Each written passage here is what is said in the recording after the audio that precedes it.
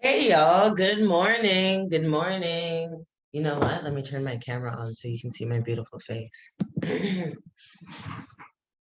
Hello. I hope that you are all feeling fantastical this lovely Saturday morning. We are going to get started with some quick introductions. I think we can,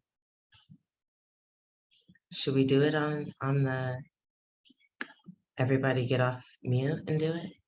But what I'd like to know is your name, pronouns, where you're coming from, and then let's do something that you were expecting to not be so good, and it surprised you by being much better than it was. So, hey everyone, my name is Asha, she, hers. I'm the community organizer for Spark. Um, Something that I was expecting to be a little bit more whack than it was were all the Beyonce songs that she released this summer. Not even gonna front, I'm a hater. Don't typically like Beyonce, but I'm rocking with what's been released. I'm going to popcorn it. Do we have time for popcorning? Yes. I'm gonna popcorn it to Agbo. Hey everyone, my name is Agbo. My pronouns are she, her, hers. I'm the Policy and Advocacy Director with Spark. Something that I wasn't expecting to be as good as it was.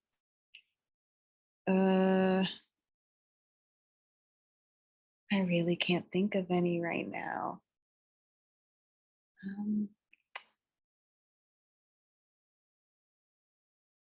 I guess I'll steal Asha's answer. Though I'm not a hater, I just didn't expect Beyonce's album. I didn't expect to enjoy it as much as I did.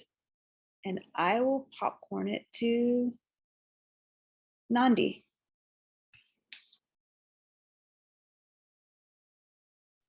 Hey y'all, my name is Nandi. My pronouns are she, her.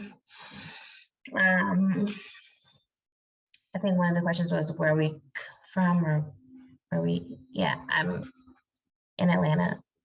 Not exactly, but close, so that works. And then I'm a Beyonce fan. So I like Beyonce's projects. I love this album. My oldest daughter happens to be a Virgo. She also happens to share a birthday with Beyonce, and we got to dance to the album. And so we love Beyonce in this house. Beyonce is a mood, and her albums feel like, especially this project, feels like she put a lot into it, and it feels like love, you know? And so if I'm pregnant by the end of the year, it's because of Beyonce. Because I definitely got pregnant off of her first album. Well, not her first album, the album that she dropped in 2013. Yeah, that's when I got pregnant with my oldest. So if y'all want to be godparents, let me know, okay? And I'll pass it to Giovanni. Thank you, Nandi. So my name is Giovanni Bishop, and I am coming from Washington, D.C. And something that I expected to not be as good as it is, I'm actually going to shift gears a little bit and say Indian food. Indian food is actually really, really good. I was not expecting it to be as good as it is, but I love it. And I will popcorn it over to 20.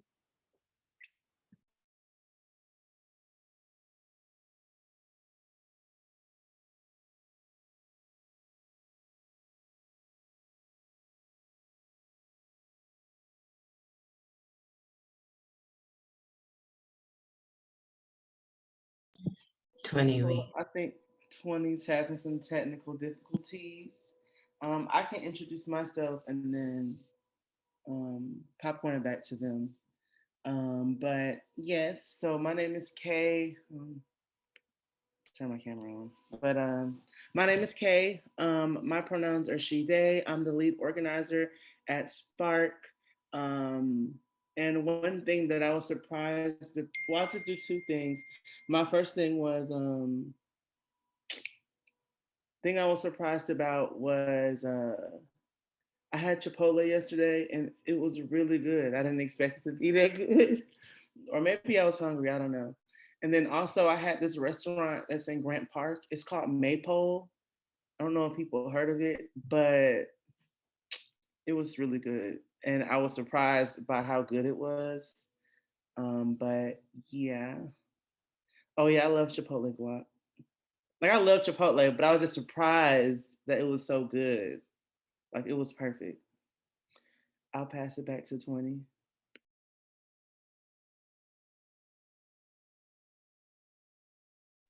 Hello, can everybody hear me? Hello? Yes. Okay, cool. I'm sorry, I joined late. So what was the exact question again? I'm so sorry. No. Name, pronouns, where you're calling from, and then something that was better than you were expecting it to be. Something that was better than I was expecting it to be. Okay, name. Hello, everybody. My name is 20. Pronouns. My pronouns are she, they. And where am I calling from? I'm calling from Atlanta, Georgia. And something that was better than I expected it to be. Darn,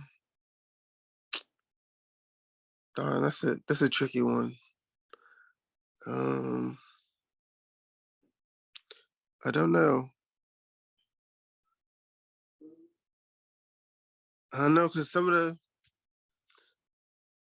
food I've had was kind of disappointing, but it wasn't bad. It just wasn't like, up to damn. I guess like Kay said, we tried this new restaurant called Maypole, and that was pretty good. Yeah. Sorry if that's not a good answer. It was a lovely answer. Okay. And then I'm going to throw it to Erin. Hey y'all, good morning. My name is Erin. My pronouns are she, her, hers. I am the communications manager at Spark. I'm coming from Atlanta.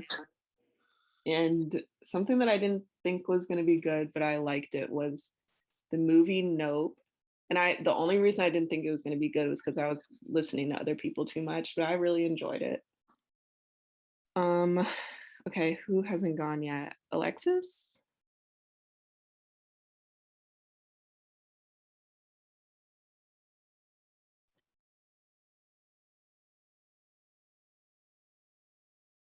Alexis, if you're speaking, you're muted.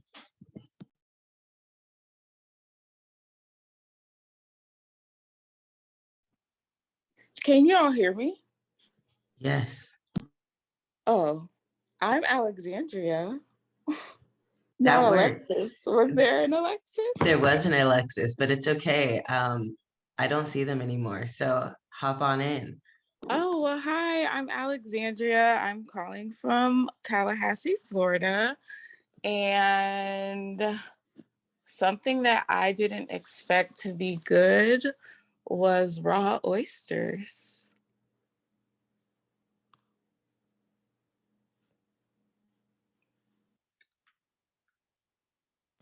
I'm so frightened of oysters. I'm going to throw it to Chris. Mic check, can y'all hear me? We hear you. Yes, yes. All right, so my name is Chris, short for Crystal, pronouns they, she. Something that, I'm calling from Atlanta, I'm just out here. And something that I didn't expect to be good was, plants. I didn't grow up having access to like taking care of plants and having them in the house because they cost, it costs money to buy simple stuff and pots and things like that, and you need space and other stuff. But now in my adult years, I've gotten into it and I really enjoy taking care of plants and I'm good at it. So yeah.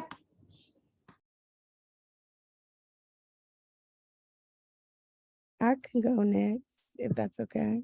Yes, please.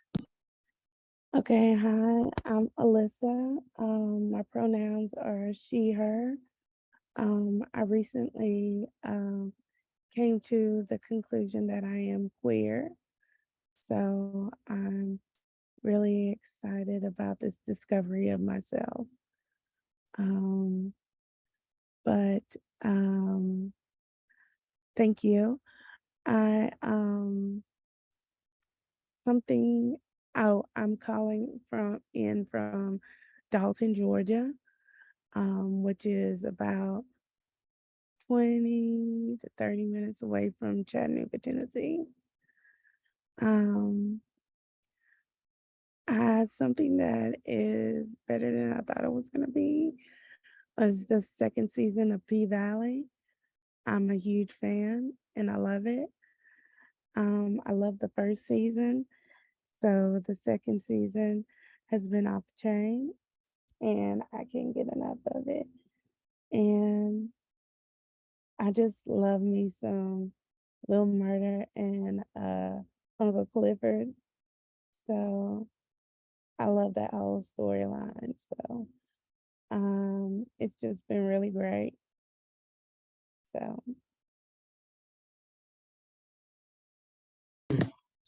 Thank you everyone for sharing.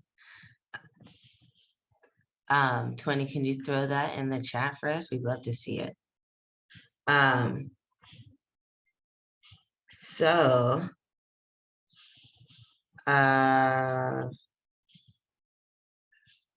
we have had some scheduling updates. But we are going to start presenting, start our presentations now.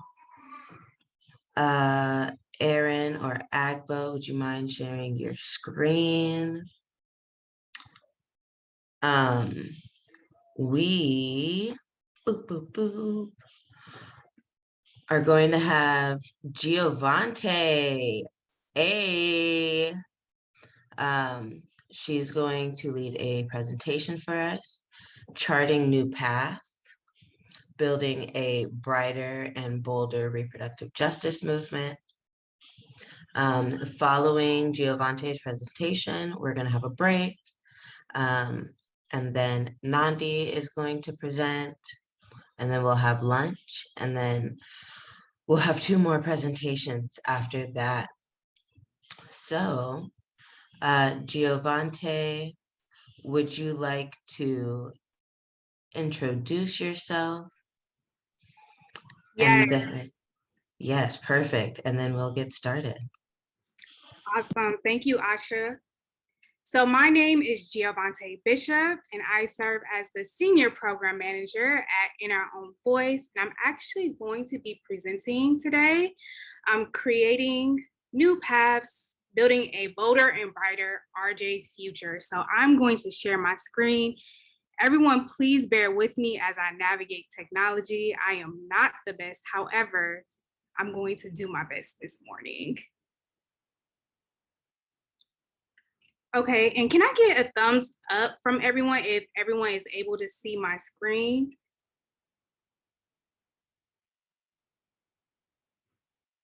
Awesome, perfect. So we can jump right in. So like I said, I am sharing with you all charting new paths, building a bolder and brighter RJ future.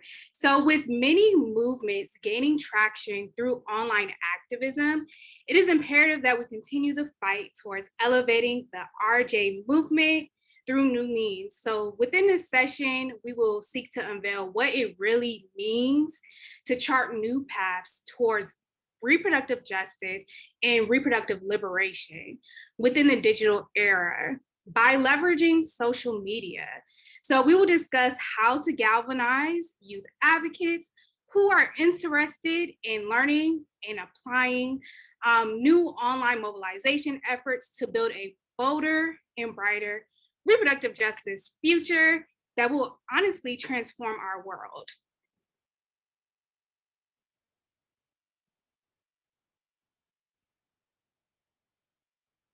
So like I stated, my name is Giovante Bishop, and I serve as the Senior Program Manager at In Our Own Voice, the National Black Women's Reproductive Justice Agenda.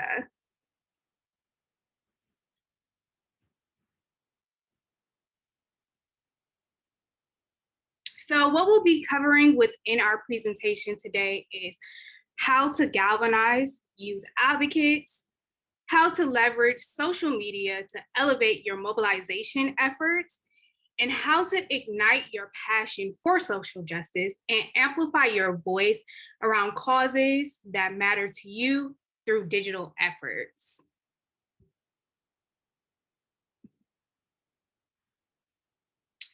So really quickly, we are going to go over the social media framework.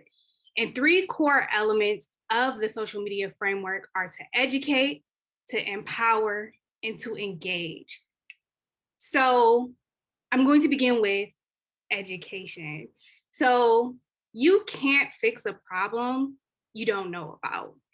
And one of the major hurdles for social media activists is making sure that their audience understands the issues as well as the solutions. So with that, educational content is a great way to get the word out about a cause and to get the ball rolling on a social media movement.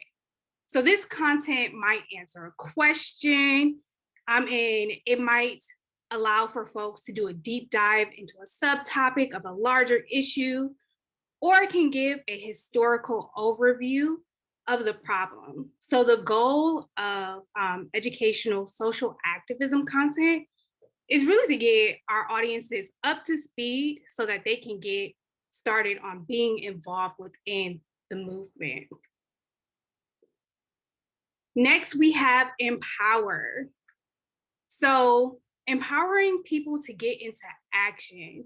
So actionable posts compel audiences to do something. So that something can be like signing a petition, contacting your local representative, or giving a donation, or showing up to a protest. So these types of posts illustrate the true power of the social media movement. So the connectivity of social media gives organizers the ability to organize more quickly and effectively, honestly, more than ever before. So I would highly encourage you all to use content that empowers your audiences to spring into action. Lastly, within the social media framework, we have engage. So finding ways to engage your audience and your community around your content is key towards building a long-term movement.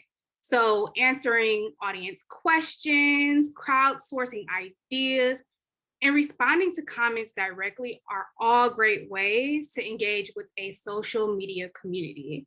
So greater engagement levels mean more eyes on your content, which means more potential supporters ultimately.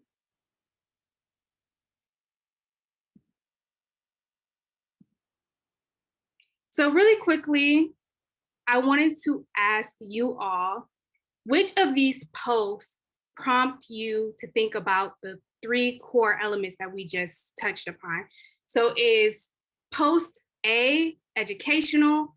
Is post A empowering? Is post A engaging?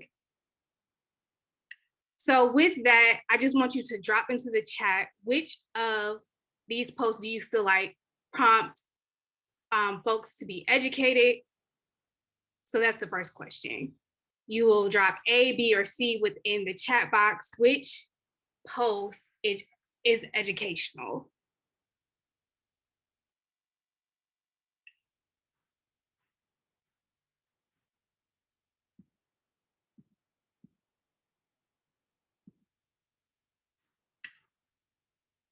C. So I'm seeing a lot of folks say C. Yes. So there is no right or wrong answer, but I just wanted to get your feedback and see which post you believe is educational. So now I'm going to ask the same question.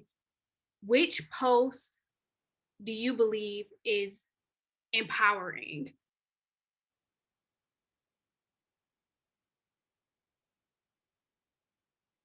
And you can drop A, B, or C in the chat.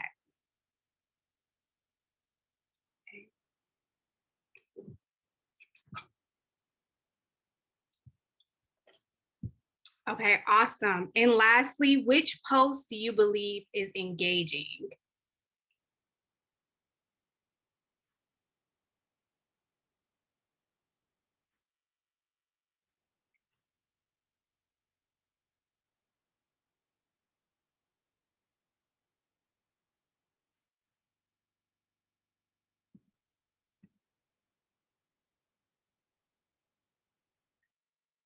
So A is low-key engaging.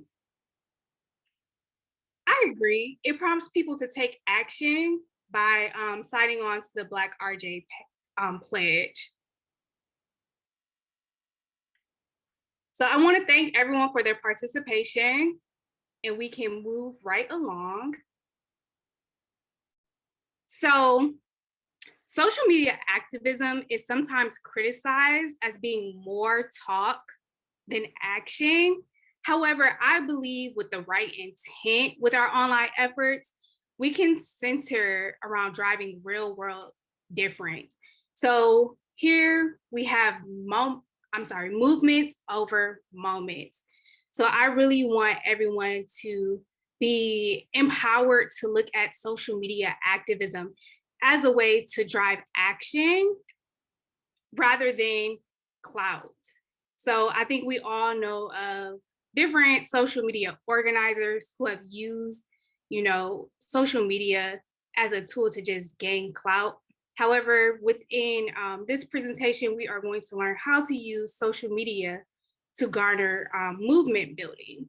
So movement building is organizing and motivating people to work towards a collective vision or cause that is important for a community. In other words, it's the process of bringing forward a powerful idea and getting other people to join the cause, resulting in a compounding effect that gets the message in front of policymakers and the general public.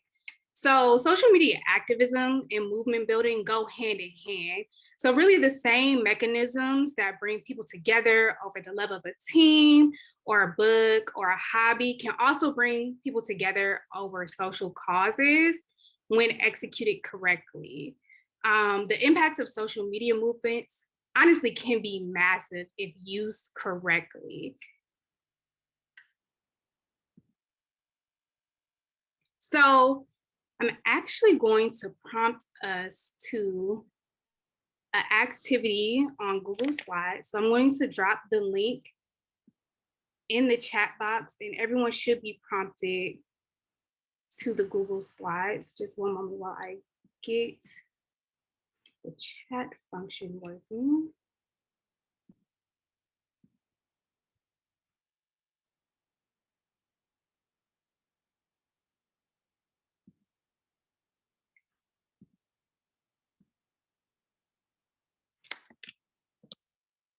Alrighty.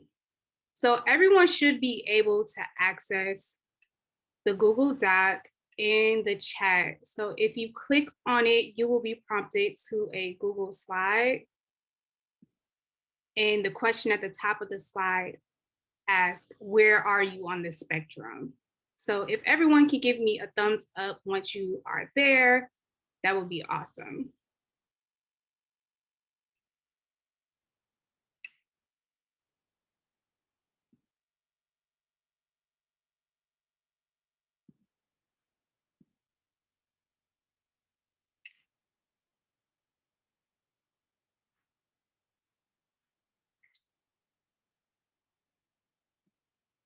Okay, so now that everyone is on the Google slide, I wanted to ask, where are you on the spectrum? Where are you in your reproductive justice advocacy? Have you heard of reproductive justice? Do you know what reproductive justice is? How comfortable are you using the reproductive justice framework within your advocacy efforts? So you can pick up a icon and move it on the on the spectrum on how comfortable you are with utilizing the reproductive justice framework.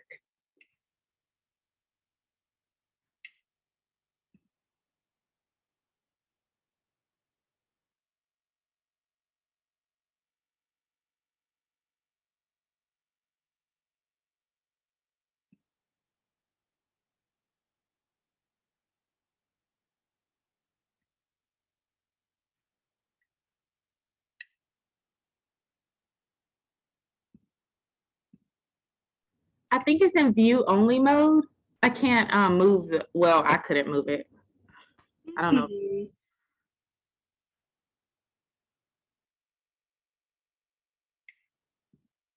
Let me change it from view only mode.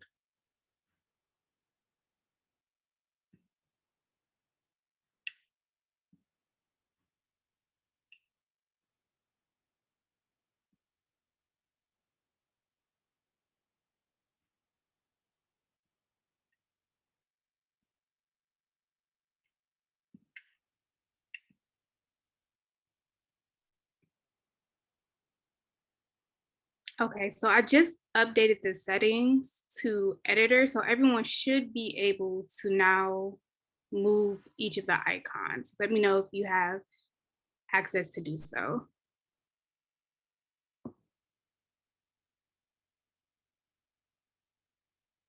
Okay, I see some icons moving.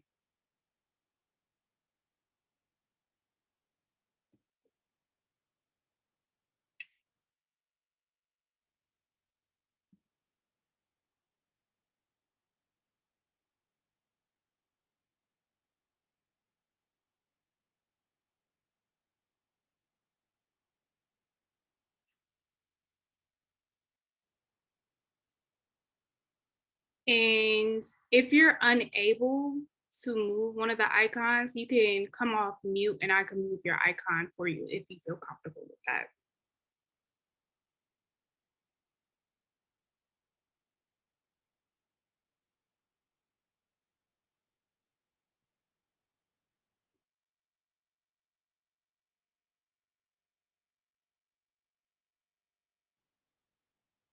Okay, so I see some folks who are very comfortable with using the reproductive justice framework. I see one person definitely understands what RJ is. Perfect. So I think we have a good analysis of the group.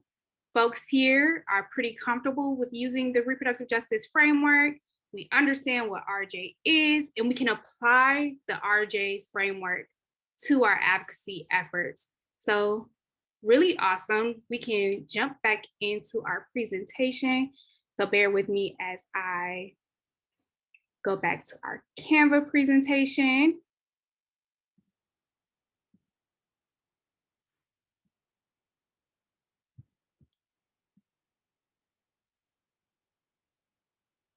Alrighty, so we gathered a really great analysis of the group and everyone seems to be on the same page and in alignment with understanding what reproductive justice is.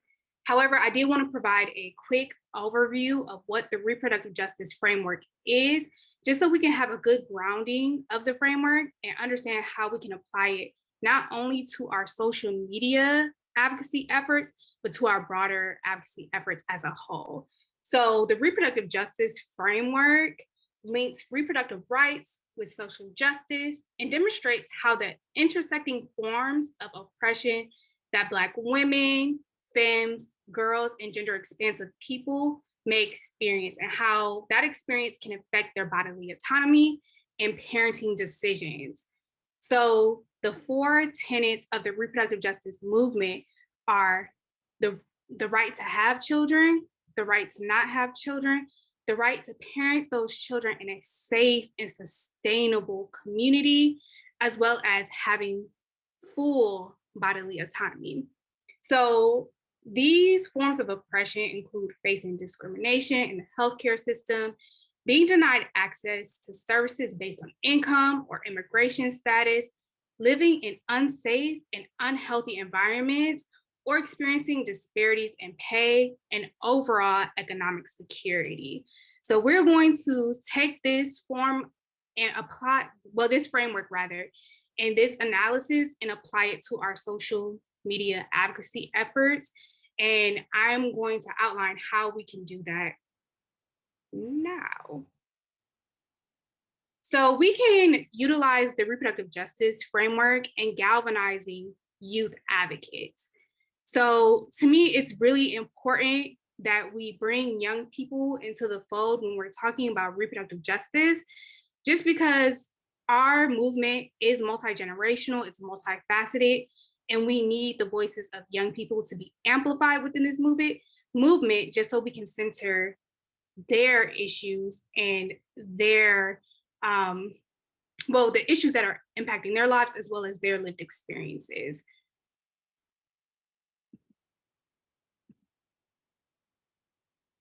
I'm sorry, just bear with me as I try to navigate the presentation because it's stuck here on my end for some reason. Okay, so social media activism really provides youth advocates with the opportunity to amplify their voices and also provides them with a platform to spark change for something bigger than themselves. So when communities and like-minded people come together for a worthy cause, the collaboration and discussion that starts can actually help the entire cause evolve for the better.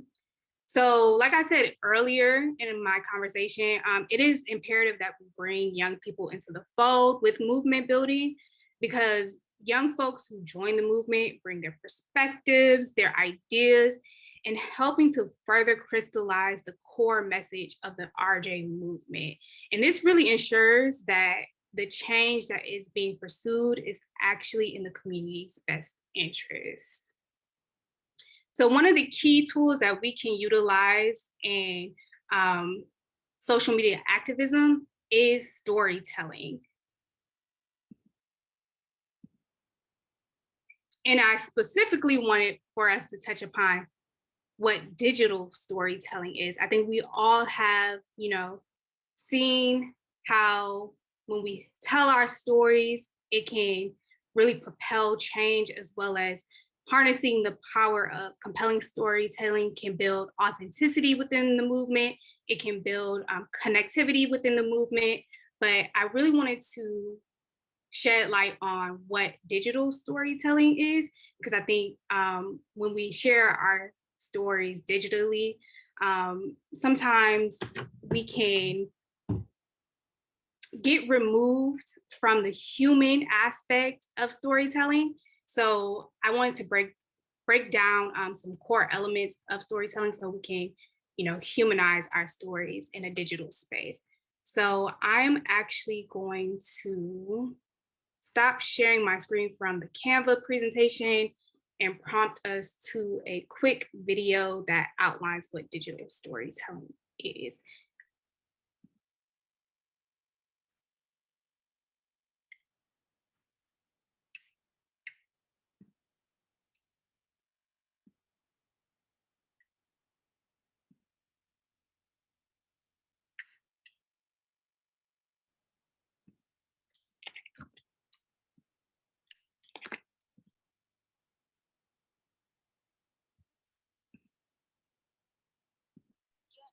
Do you want to try it? Professional logo that best reflects your brand.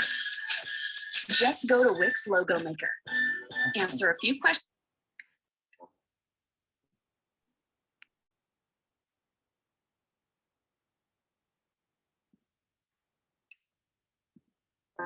What is digital storytelling?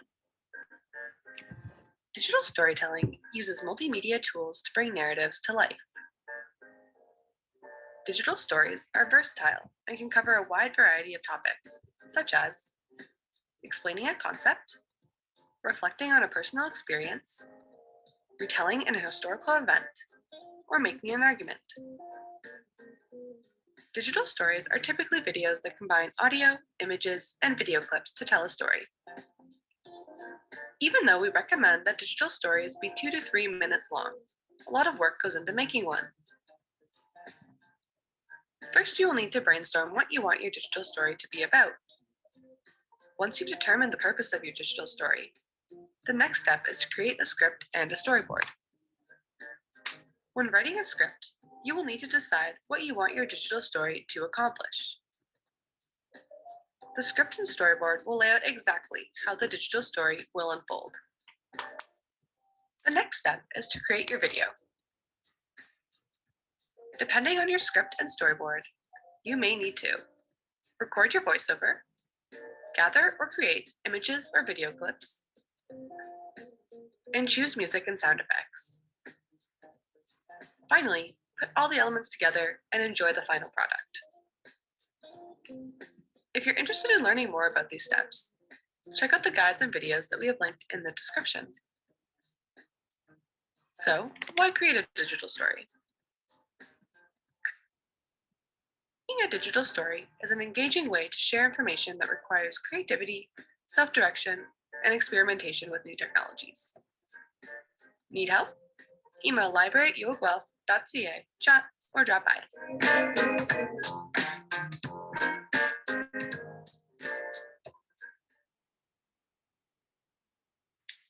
So I'm actually going to prompt us back to the Google Slides.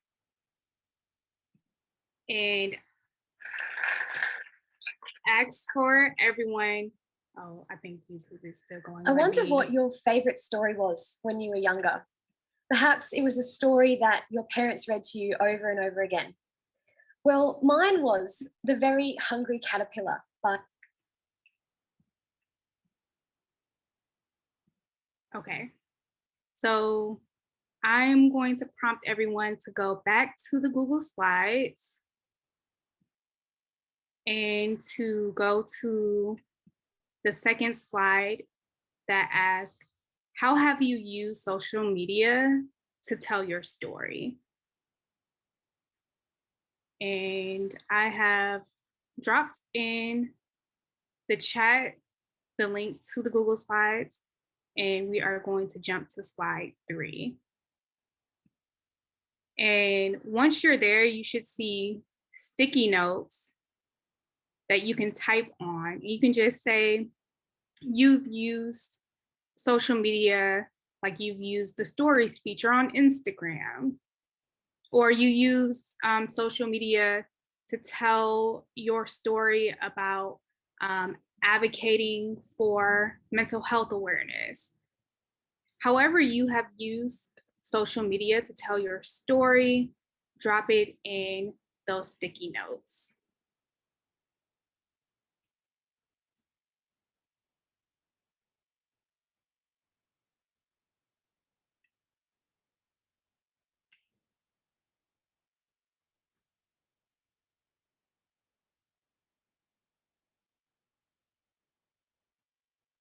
And I'm going to give folks a few minutes to type out how they've used social media.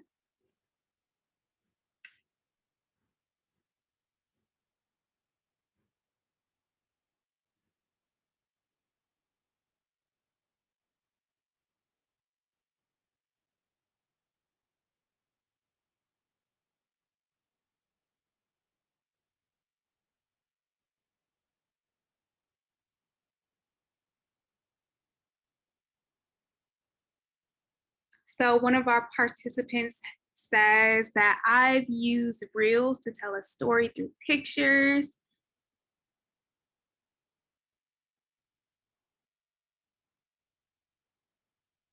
Which is really awesome. I think Reels are a really great way to engage your audience.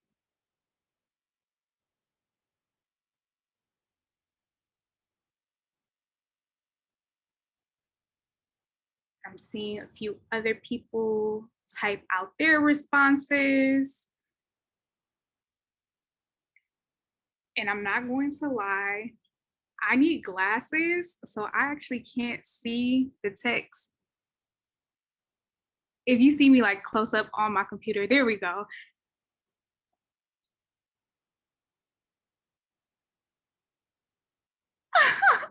So we are here to help. That's what this session is for. So we're actually going to get into some tips and tricks on how to leverage social media.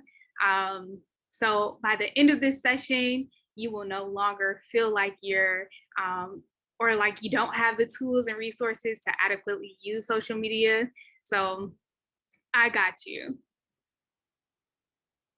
I've used my birthday to create a fundraiser for different organizations. That's awesome. So I love to hear that. So if we have any other folks who would like to respond to the activity, please feel free to drop in your answers. So Marlo says, in the past, IG was a way for me to express my feelings and guide my way for my life. That includes stories and pictures to convey my stories. That is amazing, Marlo. Thank you for sharing.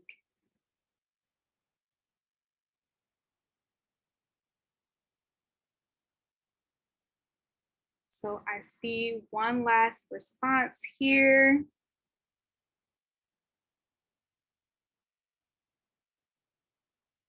Used to share with moms. Awesome. I do think social media can be a really awesome platform to garner a sense of community amongst folks. So I think you all have a great understanding of how to leverage social media, but I'm going to get in some tips and tricks on how to fully maximize social media as advocates. So I am going to hop off of the Google Slides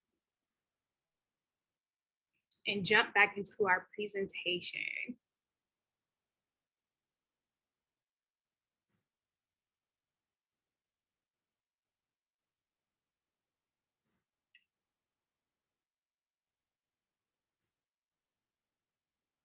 Before we leave the slide on what is digital storytelling, I think it is incumbent upon me to share with you all that as Black women, girls, femmes, and gender expansive people, our stories are often left untold and buried under systematic misogyny and racism that we face every day.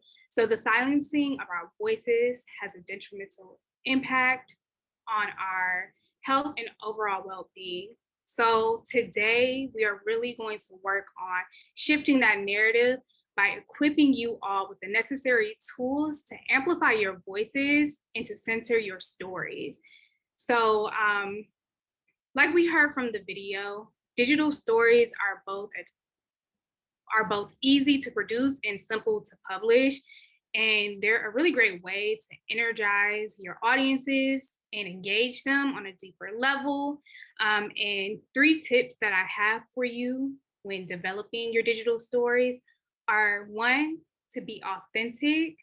Be yourself when you're sharing your story. Share from your heart. It has been noted through many articles and through different methods of research that when you share your story authentically, you connect more with your audience. Create community. So when you share your story, you encourage others to share their stories. And ultimately, you can create a safe space for folks to feel comfortable with sharing their stories, which can lead to creating a community for advocates. Be sure that when you are creating that community, that it is a safe space for your audience. So ensure that folks feel safe, but also create that safe space for them. Ensure that folks, when people are sharing their story, that other members of your audience are not tearing them down, or that type of behavior is not even welcomed in the space.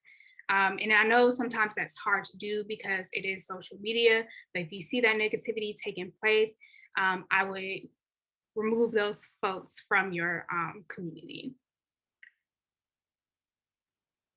So now we are going to get into some tips and tricks on how to maximize your social media advocacy efforts to build a stronger reproductive justice movement.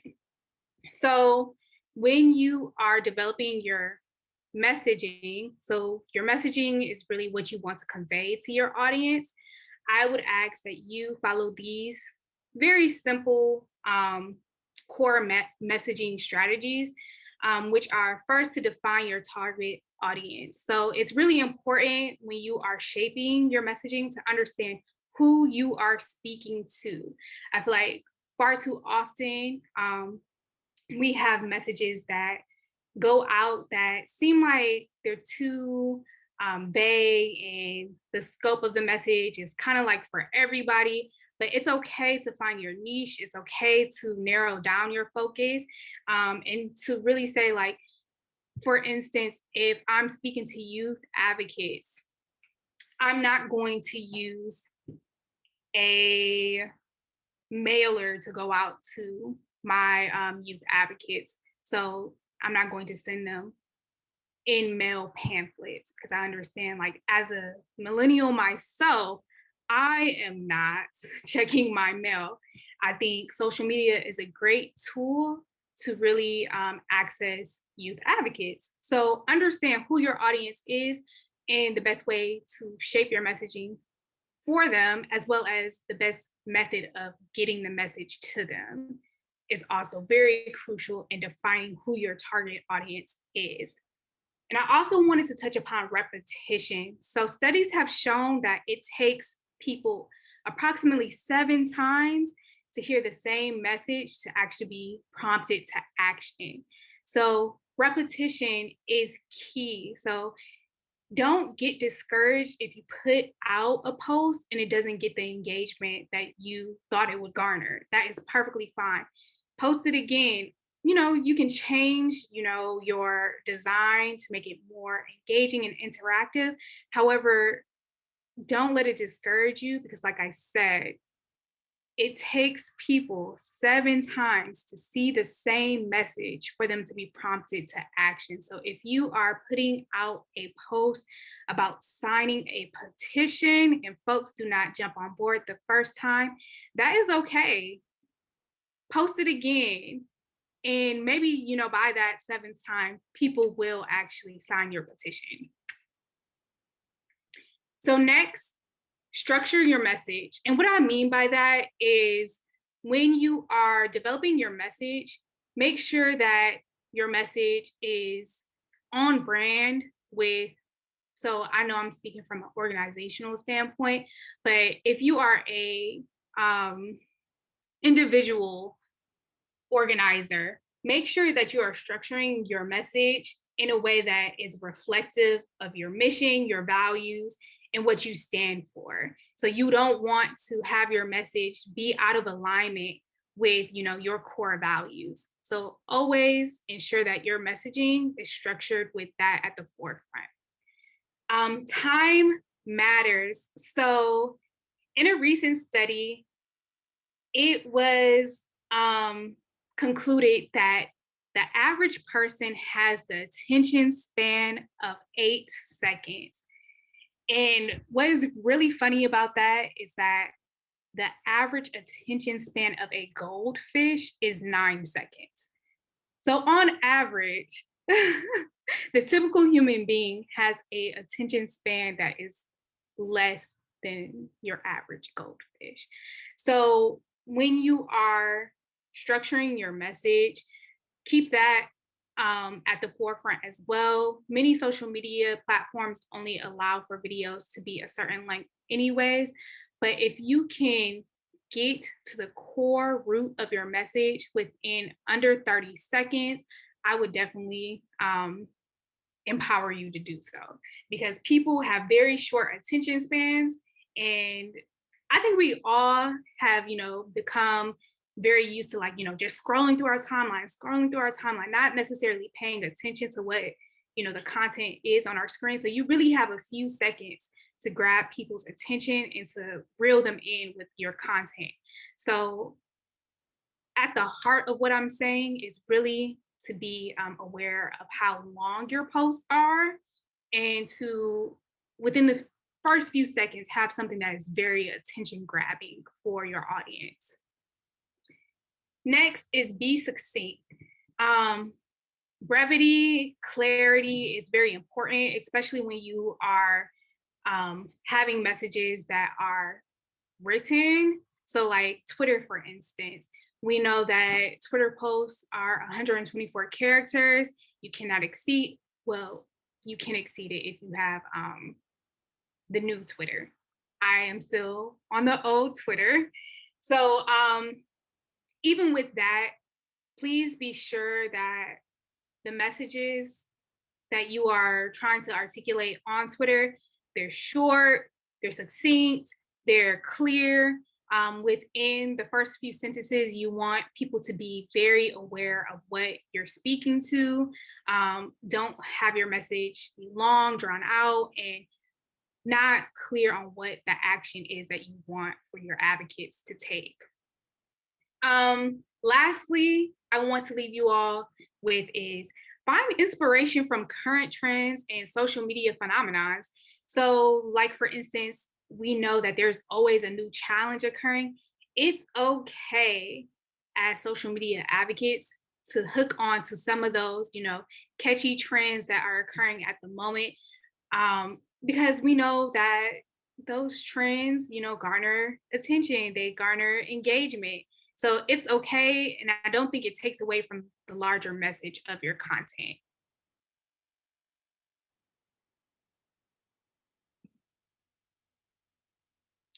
So I have a few tips for developing engaging content. So quality content attracts your audience, it engages them and builds trust. So it's really important for you to build that trust with your audience. You want to be the subject matter expert that people go to when they're thinking about a particular topic.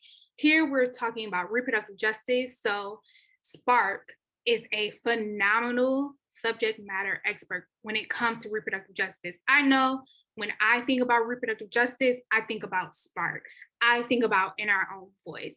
So the way that you become that subject matter expert is building that trust with content that is reliable, content that is, how do I put this? It is accurate, it is factual. So be sure when you are developing your content that you are seeking out sources from reliable sources. So if you are capturing data, I wouldn't go to a gossip blog to get your data, if that makes sense. I would definitely go to a subject matter expert who you are, you trust and who puts out reliable information when you're developing your own content. And also give the folks who have done the research their credit as well when you're developing your own content. Quality content helps audiences remember a brand and encourages them to engage more personally with the organization. Ultimately, this is what we want when we're developing, our messages to go out on social media. We want folks to engage with our content. We want them to feel like, this content resonates with them and ultimately they connect with it. Third, engaging content increases search visibility, credibility, and thought leadership. And that's exactly what I meant when I spoke to the concept of being a subject matter expert earlier within this conversation. So keep all three of these key tips around engaging, developing content at the forefront of your mind when you are beginning the process of developing your content for your social media activism. Now I'm going to touch on some design tips. So first, I want to highlight for each of you, when you are creating designs, to find images that are diverse and humanize Black women. So all of you may not be within the space of reproductive justice or within the space of Black feminism. However, if you are creating posts that center Black women, Black femmes, Black gender expansive people, please, please, please, I cannot stress this enough. Find images that are diverse, find images that humanize folks. One thing that I feel like really takes away the human aspect of Black people within certain social media content is when we see images of people with their heads not in the image. So like, for instance, when we see pregnant bellies and it's just the belly itself, that's very dehumanizing. So be sure when you are looking at designs and different images to insert into your designs that you are being aware of, humanizing everyone who's within the design. Size properly for each platform. So as you all know, different platforms have different sizing capabilities. So the sizing for Twitter is not the sizing for Instagram and vice versa. So be aware of your design when you're making it. So for instance, when you go into Canva, there are specific design templates already outlined for you that you can use for different social media platforms. So you don't have to stress yourself on like, what is the sizing for this particular platform? And also you don't want your content to be cut short or to be, modified in any way where it's taking away from the message. So I think Canva is a really great tool to utilize to ensure that your design is going to be displayed properly. Next, avoid clutter. So within your design, don't put a whole bunch of different elements into it. Be sure that it is clean and clear on exactly what you want folks to take away from your message. But also, while you don't want your design to be cluttered, be sure to take up space within your design. Don't let there be, free space where it just looks like, did this person even take time to thoroughly design, this particular graphic? Also, don't be afraid to experiment. Like I said, it's okay to see what the current trends are. You can, take some design elements from current trends. And lastly, use hashtags to broaden your reach. So hashtags are a really great tool to get folks engaged with your content, and it also broadens your reach. So that concludes my presentation. I really hope that you all have some really great takeaways from my presentation and have learned something. Yeah, I'm really happy that I was able to share with you all different ways that you can get involved with the reproductive justice movement, as well as some social media tips and tricks on how to elevate your messaging. Do you have any questions?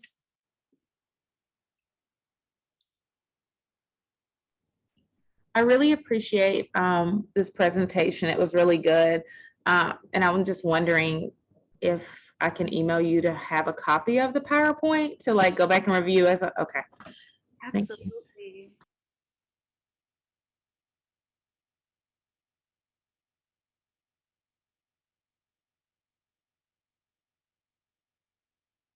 Oh, thank you, Erin. Thank you, Crystal. It was amazing. Just wanted to add that as well. And I love that you had like points where folks can like engage and like, participate in like the presentation that you were doing. So I think that's super good. And the pictures look good too, of course. Thank you, Kay. Awesome. Well, I appreciate you all. Again, thank you for being here with me on this lovely Saturday morning. I feel like, you guys could have been anywhere in the world, but you're here with me. So I appreciate you all and your time. And again, I really hope that, you took away tools to add into your advocacy arsenal when you are developing, social media, messaging. And yeah, I'm just very pleased to be here with you all. Thank you.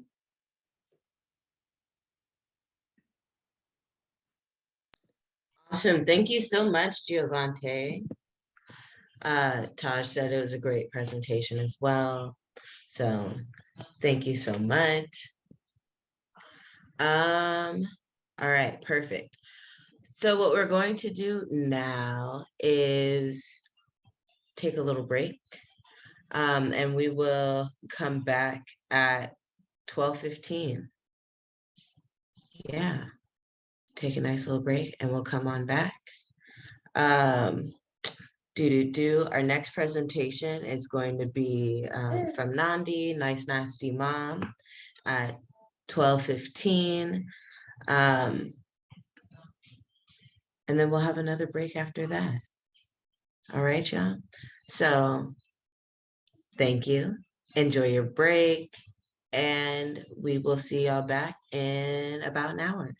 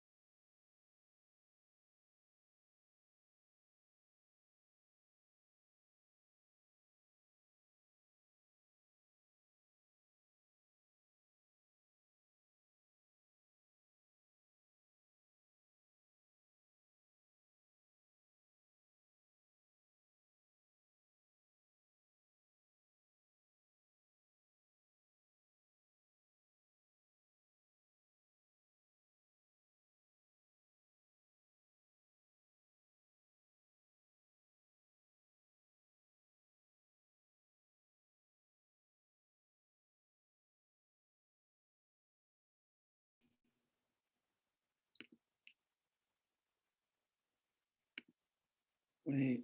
Hey everyone. 1 second. I got the hiccups, but welcome back everyone.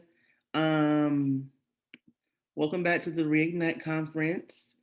So, okay. So we'll be starting shortly, just waiting on our next presenter to get themselves situated. So, yes. And then the next presenter, ooh, I'm sorry, I got the hiccups and it's throwing me off a little bit. They childish. But yes, so our next presenter, or our next presentation or workshop will be Nice Nasty Mom, Revolutionary Support for Black, Brown, and Indigenous women, Indigenous moms, parents, and primary caregivers. And that will be starting shortly. Oh, you're here? Okay. Sorry, 1 second.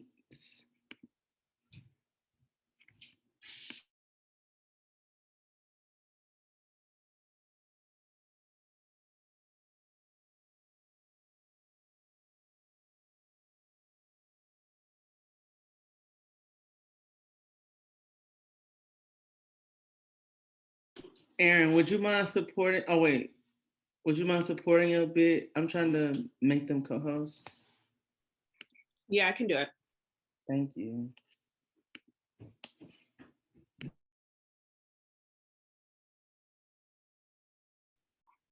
Okay, Nandi, you should be good to go.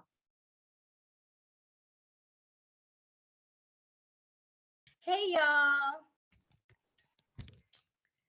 How is everyone doing? I've never hosted on Zoom, so we're about to Oh, yeah, see my flowers. We're about to make sure I can do this right. I'm excited though. I'm glad that everyone is here.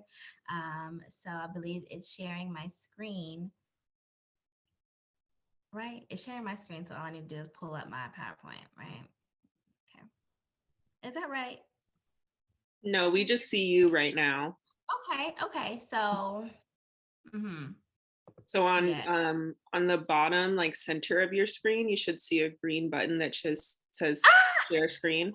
I see it. Okay, here we go. All right. Thank you, Erin, for that support. I probably should have asked that before, but sometimes you think you got it. But yes, I appreciate the support. So thank you all for being here. I'm going to go ahead and start sharing my screen. Yeah, I'm excited to be here with you guys. Desktop. Okay. All right. Okay. All right. Okay. All right. We are up. Okay. So today I'm going to be talking to you all about revolutionary support for Black, Brown, and Indigenous moms, parents, and primary caregivers. My name is Nandi J. Today is July 30th, 2022. And I'm really happy to be here. I also want to lift up Giovante. If you all were not here for her session earlier, she did an amazing job. So I'm really happy that I was able to attend her session. I'm glad that she's able to join me now too. All right, so introduction. I am a mom times two. I'm the founder of Nice Nasty Mom, which I can get into a little bit later, but it's just an online mom community that I created just to lift up the stories of single Black parents, single Black moms, folks that have had abortions, folks that have thought about adoption or used adoption as a form of, their reproductive health care or their parenting and family planning. I am an abortion doula. I just finished my second abortion doula training. Yay me. And, I'm just a dynamic, a badass individual. So here are pictures of my kids. This is the most recent picture here in front of CAU. This is actually like kind of where I started my reproductive health and reproductive justice journey, but I didn't know it back then. And then here are the center picture are my two best friends in the whole wide world. One is actually here helping watch my children so they're not begging down the door. And then the other is virtually supporting me from her home. And then other picture of this is like, I think, oh no, this is like our second family photo. We're due for another one, y'all. But this is our second family photo we took, me and my girls. And then I just love this picture because it just made me feel really strong. I felt really strong and powerful in this photo. All right, so now I want to hear from you all. I know some of you all were in our session earlier, but if you weren't, or if you feel like it, drop your name in the chat, your pronouns, what brought you here, and the color that feels most like you today. I did not tell you my pronouns, but my pronouns are she, her. And I came here because I'm presenting. And the color that feels most like me today, I'm gonna go with yellow. I may change it, but let me see what you all are saying. Names, what brought you here, pronouns, and the color that feels most like you. And if you don't feel like typing in the chat, feel free to raise your hand or just come off mute. We have just a little bit of time for you to, share that about yourself if you want to. So glad you said that, Nandi, because I'm not writing in the chat. I'm Leandra. My pronouns are she, her, and the color that what brought you here? What brought me here is you. I actually did not know anything about this until you started this training a few weeks ago, and you were very excited. So I'm really super duper happy to come and support, and I love hearing you speak and your storytelling. So it's great to see you in this space, like a little bit more academic, but also sharing your experience and your stuff. And the color that feels most like me today is orange, actually. Very orange. I'm usually at a blue, but we're orange today and we're rolling with it. I like that. I think Chris raised their hand. Chris, go ahead. Okay, hey, I'm Chris, pronouns they, she. What brought me here is my friends, and also, I myself am not a primary caregiver, but I am a caregiver. Oh, Leandra! Hey, Leandra, hey! Oh, okay. You know, Leandra, that's my best friend. That's your best friend? Oh, we got, hey, Leandra! We're in the same doctoral program, so, and you'll be holding it down for me, appreciate you. We gotta, all skin folk ain't kinfolk, so I appreciate the ones that are. Anyway, back to us. I mean, me. I'm not a primary caregiver, but I am a caregiver in some ways. And I also want to bring, just get more perspective for myself, my own healing, but also to bring to my clients in different spaces. So I'm really excited, like super, super excited. So thank you for presenting this topic. Oh, and the color, I'm like a yellow, but like closer to gold. Love it. I like that we're kind of like all in sync with our colors today. And I actually really like that. I'm enjoying it. So do I have anyone else? Let me see if I don't think there were any more hands that were raised, but I do see people dropped in the chat. Oh, I do see some blues. Okay, I see some blues.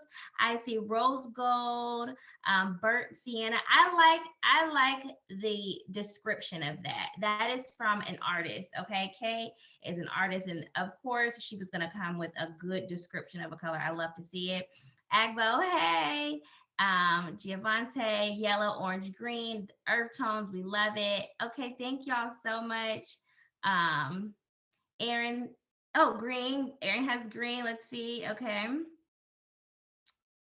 All right. I love it. Okay. Thank y'all so much for burnt sienna is very inspiring. So I'm so happy that you all came off of mute and showed your faces and typed in the chat to interact with me today. I do like interactions, y'all. So if ever you're feeling like you want to, it's like, oh, really want to say something right now, raise your hand or type it in the chat.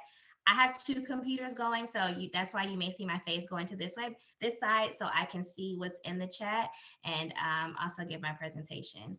So yeah, I like when folks interact because I'm an interactive person. I'm also neurodivergent, so I know how it is sometimes when you're like, I have to say this. So feel free to just express yourself however you need to. All right. Okay, so now we're gonna get into it, okay? So this is from me. Being at my lowest with constant tears and suicidal ideation, I sought refuge at a mental facility. And this is part of the reason why I created Nice Nasty Mom. Of course, when I created Nice Nasty Mom, I was not at my lowest. I was not struggling with postpartum depression. I only had one child. So my struggles, there were still struggles or challenges. I like to say challenges. So there were still challenges, but they weren't as deep as they grew to be once I became a mom of two. So these next couple slides are going to give some personal anecdotes and some statistics, and then we're just going to get into some details and like some facts and like how we can support, okay? 40% of Black moms experience mental health symptoms, and these symptoms look like, you know what, y'all?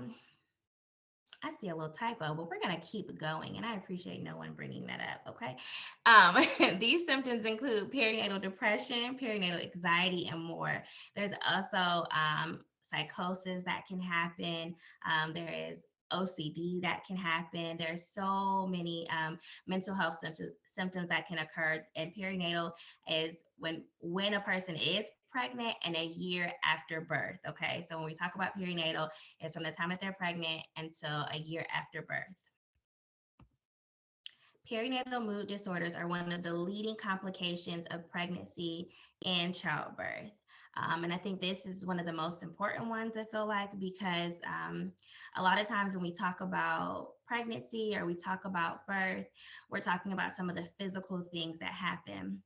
And we don't always talk about the mental or emotional components that affect pregnant folks. And I'm going to keep saying pregnant folks or folks that are pregnant. I'm going to use language like that because in this space and in all spaces that I'm in, I like lift and honor folks that don't identify with being women or moms. I want to use them. I want to say mom because I am a mom, but I'm also going to say parent and primary caregivers because I want to continue to lift the voices and feelings of all of those that can carry children but don't identify with being a woman. Just want to make sure I make that clear.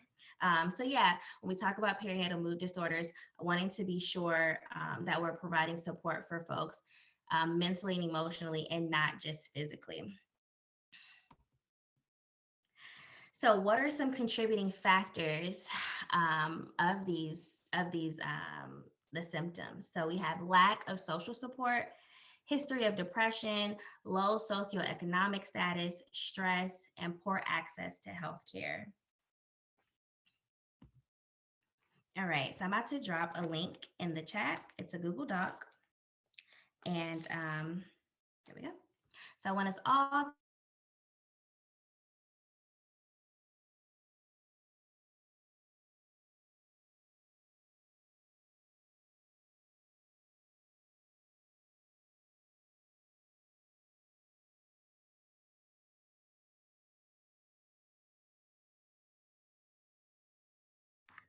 Hey, Nandy, I think it's on view mode only instead of like editor so that we can. Oh. Hey. Did somebody come off mute? I wanted to make sure I'm giving space for you to speak. Oh, yeah, wait, can you hear me? Yeah, I can hear you. Oh, okay, cool. I was gonna say, I think it might be on edit viewer mode instead of editor. I can't type in there. I don't know if anybody else can. Like the shared access. Yeah, no, I can't edit. I can see that everyone's on it, which is great, but no, we can't actually edit it. Okay. If you go to where you shared, where you created the link, if you click that option, you can, yeah. Got it. Okay, see if y'all can type in now. If you can't, I will reshare this link. Yeah, let me see. Okay, I think I see something, but let me just go ahead and, no, I'm gonna copy this link and put it in the chat for you. Oh, I see somebody typing, yay. Okay, great. Okay, oh, it works. Thank you for typing that in. I love that. Okay, technology. All right, so I don't know who anonymous, is that how you spell koala? Okay, but I love that. Thank you. Oh, hey, Chris. Okay. All right. So I want this to be interactive because a lot of times I feel like this is not a medical space, right? So I'm coming from a community care and community support standpoint. That's what I'm doing. Okay. So to offer support to the community, you don't tell the community what they need. You allow the community to collaborate and work with you. Okay. So for folks that are caretakers, primary caretakers, single parents, have a partner, whatever it is, what does support look like for you? And you can either type it in or you can allow me to type it, whatever works. If you feel like typing, get to it. And then when I say get to it, I mean that really nicely, okay? And then once we hear from our primary caretakers and parents, we're going to ask folks who are not caretakers, how can you offer support, okay? And then after all this is done, guess what? You all are gonna continue to have access to this. I want you to share or create another document that you can share with your family and folks in your community, because we're not gonna be able to help and reach folks if we're not sharing. So each one teach one, each one reach one, however you use it. So I saw some starting to type and they stopped. So if y'all want to say it out loud, you can come off mute. You know, I know everyone's like, well, I don't want to write over somebody else. I think we can do this though. So I will type in something that helps me.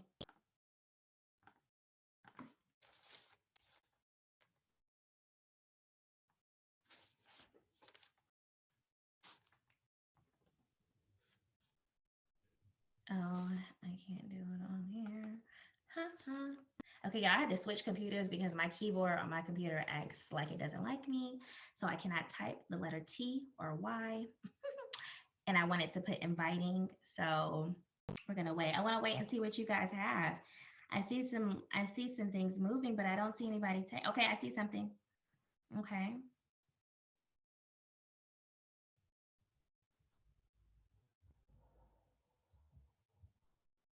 Okay, genuine outreach. I do like that. Actually checking in. Yes.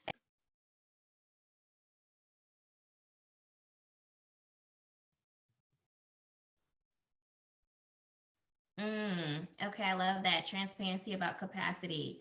Yes. Okay, giving genuine outreach from the ones you love, and the ones that support you. I love that. Okay. I can't wait to see this other one.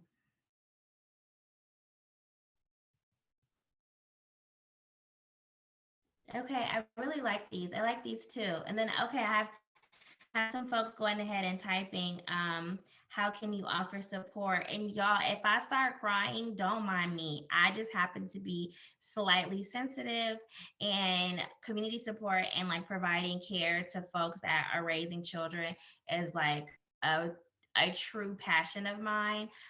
So it just warms my heart when people are coming together to support folks with their children and with their families. The amount of public support we receive. Okay, free or cheap childcare or support.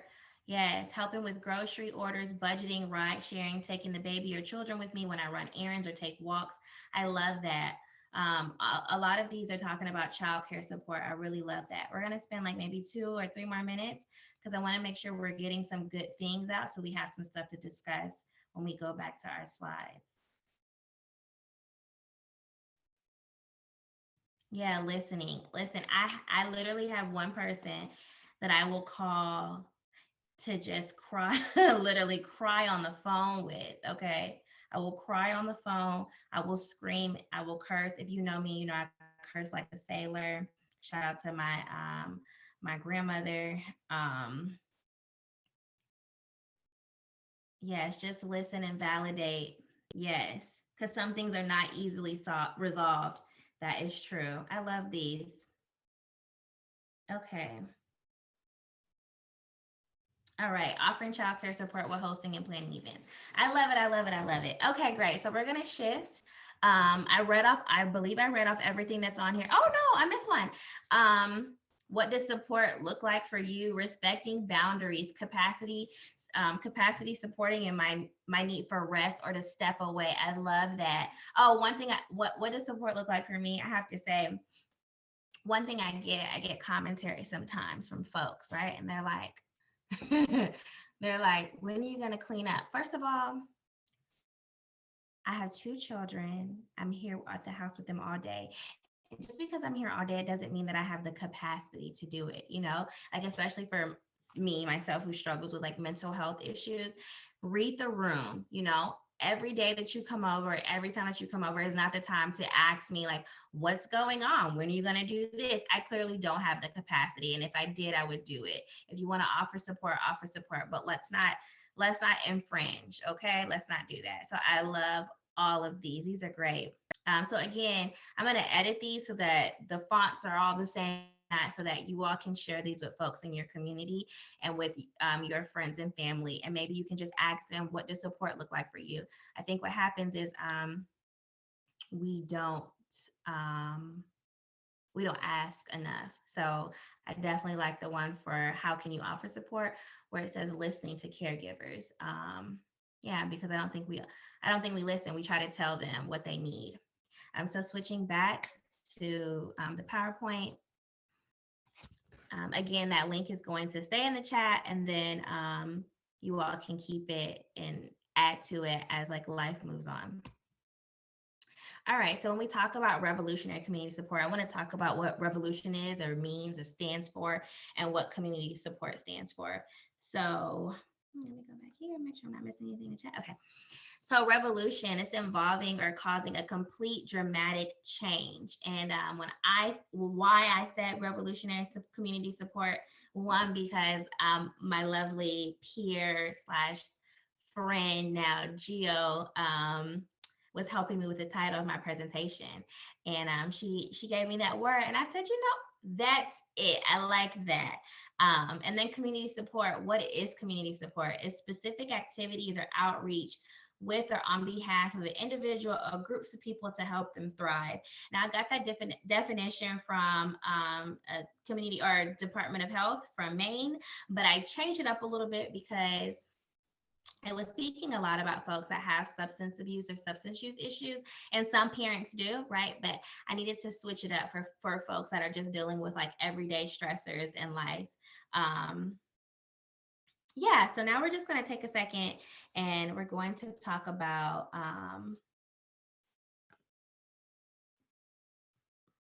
one second. Okay, yeah. We're going to take a second and then we're going to talk about some of the slides or the facts that I brought up earlier, especially with my experience with mental health, my mental health. I first started experiencing symptoms of postpartum depression around, and I can come out of that, around when my child was about 3 months old, my youngest, when she was 3 months old. And because I've been in therapy since 2016, I had someone that I could say, hey, I'm not feeling right. I'm not feeling the same. Bonding is a little different. And what happens when you have a child, if you have access to like a pediatric physician, when you go, they're giving the primary caretaker, they're giving them like a test, a screening to check for postpartum depression or perinatal depression. But what happens is it's not easy for a parent to be honest about how they're really feeling.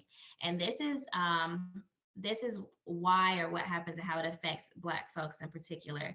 Because when you go to the doctor, Black folks are at a higher risk of getting our children taken away from us or having a case opened by a social worker if, things are not presenting the way that someone thinks it should present. And so I found myself, even though I knew I was probably crying the night before or had a difficult time getting out of bed, it was hard for me to explain that or tell my doctor because I wasn't sure what was next, like what support are they really going to be able to offer? And is that support going to be helpful? So I don't think all care for folks that are going through mental health issues, it doesn't always have to be medical care, right? Like it looks like community support. And that's why I want to talk about revolutionary community support, because while we may admit to our doctors we're not feeling well, what's next? What resources aside from talking to the psychiatrist that may have a backlog of 3 months, because that's what happened to me. I was not able to talk to a psychiatrist. I was literally on a wait for 3 to 4 months. And that 3 to 4 months, my life was spiraling down freaking hill. I would curse, but my go-go is here and she wouldn't really like it. So I'm going to not curse. So when I talk about what support you can offer folks, when a parent or a caregiver is saying like, I just need to talk or venting about how they're feeling, we're providing that for them. We're saying, hey, I've had friends when I'm like down and out, hey, I'm gonna come over. You want company? Even if I'm the type of person, even if I say I don't want company, you probably just need to come and check on me. But so they'll just come and sit with me. They'll bring their kids to play with my kids. And then I have a second, because since I am the primary caregiver, I'm the first contact, I'm the only person my kids can come to because I'm the only adult in the house with them. So being able to go and like sit with that person, right? If they don't have transportation, some parents don't have transportation. I'm one of those parents that doesn't currently have transportation, right? So getting to activities and like still getting out the house to like be in community with your friends. I'm thankful that my 2 really close friends, and I have more than 2 close friends, but these are my friends I've been with since like middle school and high school, right? So they'll say, hey, Nandi, I'm going to come pick the kids up. We're going to go do this. Or I'm cooking this weekend. Don't worry about it. Don't worry about getting a ride. I'm going to come get you. So I saw in the list that we made that we talked about, someone said picking their kids up when I go run errands, when folks are not getting a break, not able to get a break, don't have the finances to allow them to pay for support, that's what they need. They need someone that says, hey, I got you. Let me get the kids for about an hour or two. Let me take them outside. Let me take them for a walk. But also we have to remember that we're asking what they need. We're not assuming, and we're not telling them, because that's not how you help folks heal. That's not how you help folks thrive or move forward. And then also when we talk about community support, if you are a voter, some folks don't vote, some folks are abolitionists and they just are like, forget the system. I like forgetting the system, but I also honor and lift folks that do vote.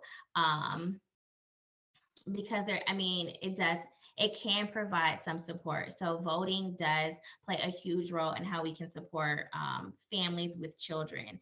There are transportation, which, is affected on like a local level.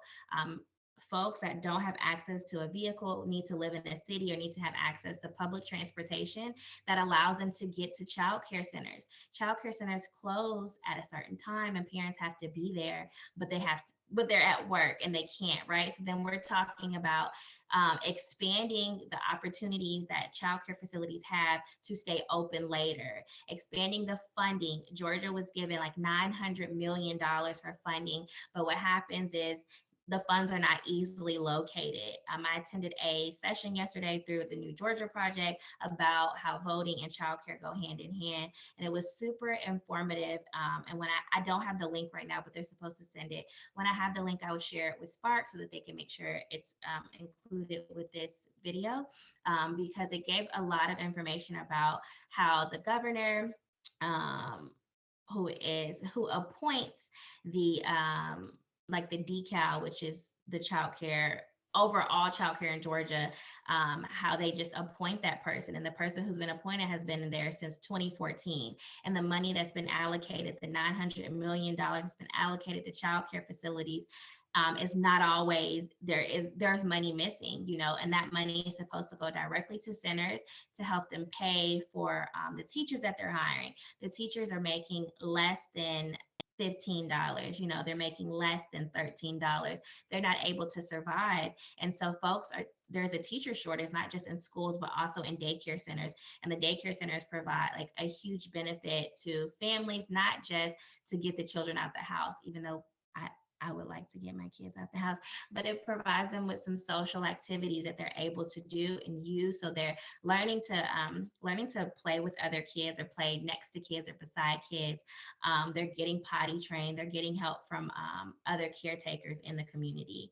So voting is really important. I'm going to look at my notes. So if you're a voter, speaking up to your legislators and folks that are running at local offices, and lifting organizations that are doing the work. And I'm about to share a slide of some organizations that you all can follow that are doing the work to support moms and primary caregivers. Okay. Organizations to follow, support, and lift. So we have Shades of Blue Project. This is run by a Black woman. It's located in Texas. She just recently opened a facility, so I'm super duper happy for her and all the growth. Black Maternal Mental Health Week just passed. It was last week. What's today? Last week. It was last week. Yes. Excuse me. It was last week. And so yeah, it was a great week. They had a luncheon, they had information packets, they had a lot of toolkits that they were sharing on how we can lift folks that are dealing with maternal mental health issues. The founder of the organization also is a mom that lost her baby. I don't remember how far along she was, but her baby was a stillborn. So she talks about mourning and all the things with parenting. Then we have Black Mamas Matter Alliance. A lot of the information and statistics that I'm giving you all is from the toolkit and their number sheet that they posted for Black Maternal Health Week. And I can share that link with you all if you want to check it out. It has some really good information. And then Sister Song. I posted Sister Song because Sister Song hosts community events. They have, these community events are free, right? So they have Mama Talk, which is, I think they host it on like Saturdays. It's typically at the Mother House, which is located in Atlanta. And they have, it's literally what community support is, y'all. They'll have someone come out and do yoga with the moms. And guess what? You can bring your babies. Sometimes, people invite you to stuff and you're like, can I bring the kids? And like, no, not really. It's not kid friendly. Okay, well, I got these kids all the time. I can't come, but we want to still be included. So Sister Song has these events that have yoga. They have a lactation consultant to come and help support moms. And even if you're not a lactating mom or a lactating person, you can still go because you're going to be in community with other folks that look like you and are sharing similar experiences. Then we have Helping Mamas. They have 2 locations, but there's one. I'm local to Atlanta, so a lot of these are local to Atlanta. But Helping Mamas is a nonprofit organization that has diapers and wipes, and I believe they have the diaper bank more than anything else, but I believe they started like a fund. But I have to check on that. I'm not quite sure. But they're always accepting donations of diapers and wipes. They're always running low. I believe it's the size 3 or 4. So if you're local to Atlanta, someone who has diapers that they're like, oh, my baby's out of this size, but I have a bunch of these. Share that with them. And these are all of these organizations' Instagrams. Okay. And so a part of community support is following, supporting, and lifting up the orgs that are already doing the work. I'm not expecting anyone to do everything on their own, but if we connect with these organizations that are already in the community, a lot can happen. Then we have the Tender Foundation. It is run by I want to say her name is pronounced Jacina. She's a mom. She was a single mom, unsure if she still is, but she created a foundation to help moms that are like in between blessings or having financial challenges. She just got some money from, I want to say it was Quavo. I believe it was Quavo. And what they're doing is, and a lot of organizations are doing this now, they are funding Black parents. They're allowing Black parents to sign up, and they're giving them like an extra $500 to $1,000 a month because oftentimes people are living paycheck to paycheck. And so that in between, what are folks doing? Some folks are having to resort to, certain lifestyles or certain things, whether it's, we're not going to talk about what it could be. Okay. But I will. And, they're resorting to sex work, or they're resorting to criminal activity. I don't like saying criminal activity because, hey, but anywho, they're resorting to other things to make sure they have the money to like pay for the childcare, pay for their light bill or their gas bill or whatever it is. So Tender has, I believe they select a certain number of moms and they supply them with this money on a monthly basis. They also have a rent support and like a mom in need support for folks that are like needing to go to transitional housing or suffering from like a job loss or something. So that's a really cool foundation. And all of these foundations, I think, except for Helping Mamas, are all Black run organizations. I don't believe Helping Mamas is. They may have some staff that's Black, but I don't believe it's a Black run org, but it's still a really good organization. So I really hope that you all check them out because they're doing really great things in the community, of course, local to Atlanta. I know I have some folks that are from a little bit all over the place, but I do implore you to check out who is close to you. Black Mamas Matter Alliance. They are an alliance, so they're a nationwide org. They have folks that are members of their organization that support maternal health, maternal mental health. And on their website, you can go on and see some of the folks and organizations that are in the cities or states that you're in. And that way you can lift and support them. I'm going to drop this link in here before I forget of the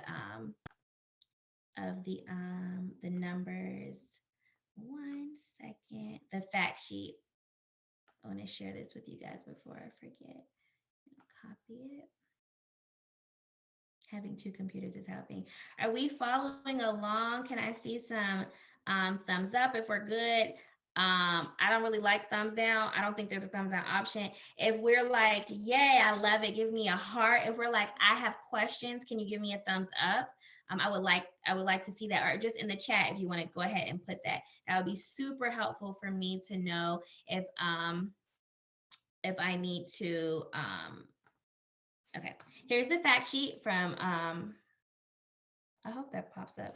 Oh, this doesn't look like it's a link, but I think y'all can copy and paste the link, right? I don't know why sometimes I'm like a geriatric patient. My therapist talks about me because I still use sticky notes. I have like a million sticky notes, and she's like, jump into 2022. Use your phone. Like, no. Okay. All right. So I see some hearts. Oh, you can't copy and paste it. Okay, 1 second. All right. In a bit, I'll work that out, y'all. I can do it. I can. Okay. Yes. Huh. That's all right. Before we leave today, you all will have that link. Okay. I'm not gonna try to, we'll get it. We'll be able to get it, but not this second. All righty. Yes. Okay. I got y'all. It's gonna be there. Okay.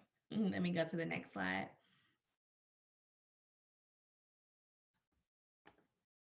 Y'all are so quiet. I need to hear some things. Okay, I'm gonna stop. I'm gonna stop for a second because I want to hear I need to hear voices. My children quiet, y'all quiet. Hold on a second. You know, when the kids quiet, you be like, dang, what you doing? But Destiny is there to save the day. So I know the younger one is not eating dog food and whatnot. So yeah, let's take a second. I want to hear you. I want to hear from you all. What are our takeaways so far, or what are some things that you didn't know that now you know? I'll share. So my takeaway so far is, well, first, I really appreciated your comment about how you respect all Black people's decision to vote or not vote. And also at the same time, I want to hold that harm reduction is a thing. And so if you are voting, and also like keeping an eye on things when it comes to resources and votes that affect policies that will help caregivers as well as children, who are a very vulnerable population, most vulnerable, in our society. I think that I just really appreciate it because I hadn't, because I'm not a primary caregiver, I hadn't spent a lot of time thinking about the intersections there and the like harm reduction and just how this helps. But yeah, and I also appreciate your perspective about, just letting Black people be Black and, surviving the best way they think in this society and moving. But also this was a good prompting for me when it comes to voting and for me and my community. So I really appreciate this. I'm just kind of thinking, I don't have questions. I'm just kind of processing through. I love it. Thank you so much, Chris, for sharing. I really appreciate that. Anyone else have any thoughts? Oh, Alexis agreed. Thank you, Alexis. Yeah, anyone else? Okay, here we go. Oh, I have some things coming in. Yay. Okay, so I'm not a parent or primary caregiver, but these resources have been great. And I love learning about how to support those in my community that are parents and caregivers. Thank you, Erin. Leandra, great summary, Chris. Couldn't have said it better myself. Great highlights. Okay, Sherelle, we have everyone needs support. Support looks like more than just government assistance. Yes, we the community have more than enough resources to advocate and support each other. Exactly. I do want to also lift that I'm African. My family's from Zimbabwe. So it's a cultural difference, we all know that America is not a community-driven society. We're all about like money and hoarding resources. And so, when we think about like what kind of society or what kind of community we want to live and grow in, a lot of times those exist outside of the United States. So sometimes we have to look at, what indigenous communities are doing or what like our ancestors did to like thrive. That's the whole, that is the goal. The goal is for folks to thrive, and parents are allowed to thrive more. I want them to feel like they can thrive and not that they have to struggle. Right? There's always challenges. But we shouldn't feel we and I'm saying we because I'm a parent, right? We shouldn't have to feel like we just because we had the kids or we decided to continue our pregnancies and birth the children that we have to suffer. And of course, I lift up, all folks who make whatever decisions, but I just want to make sure that folks are thriving in the decisions that they make. Okay, Alexis put, I definitely be more careful about asking how I can support and not just offering the support I assume that a mom or a parent or caregiver might need. I love that. Yeah. Asking is important. I think I really grasped that and held on to that through like my abortion doula trainings, because they talk about they talk a lot about consent, right? Like we're going to support folks emotionally, mentally, and physically, but we're never doing any of it without consent. So we're saying, hey, do you like text messages? Do you like calls? You know, tips for moms that don't ask directly. Oh yeah, that's a good one. So, and this is where I feel like, okay, so there's two things, right? So one, this is where I like to talk to moms or parents or caregivers, and I like to say to them like, hey, it's okay to ask for help. And that's a process. I had to get comfortable with asking for help. So for what I would like to offer, there is some support needed for folks that have a difficult time asking for help. And now for the folks that are just in community with folks that don't ask for help and they see that support may be needed, I think that just looks like stepping in, you know, and stepping in I'm going to do this, but let me try to give an example. I think I can answer this question better, Leandra, with an example. I'll use when my friends have been over, right? Or I'm over my friend's house and my kids are with me and they see my kids are like, mommy, mommy, mommy, mommy, mommy. They're always coming up to me, right? Then a friend will say, hey, Zola, or hey, Zazie, what do you need? And then that's like one less thing for me to do.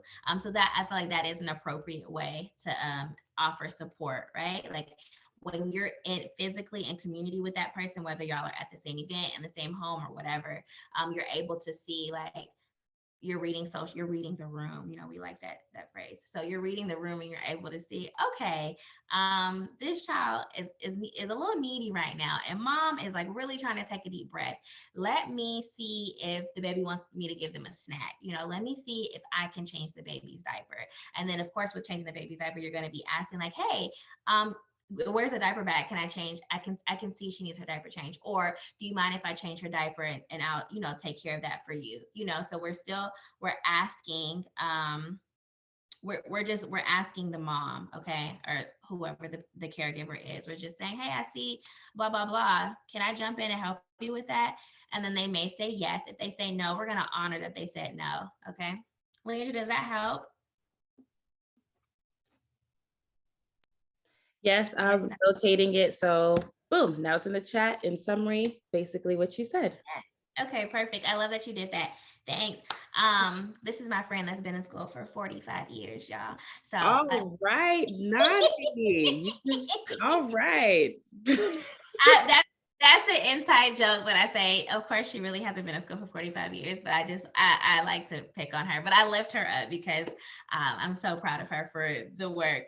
I know, Chris, you too. I'm going to say you've been in school for 45 years. So they're both mental health or working to be mental health professionals. So I just want to lift them up. And I'm really happy that I have some, you know, trained folks that are here with me. I am not, you know, a mental health professional, but I am someone who's accessed care and like have continued to need, need access to mental health care.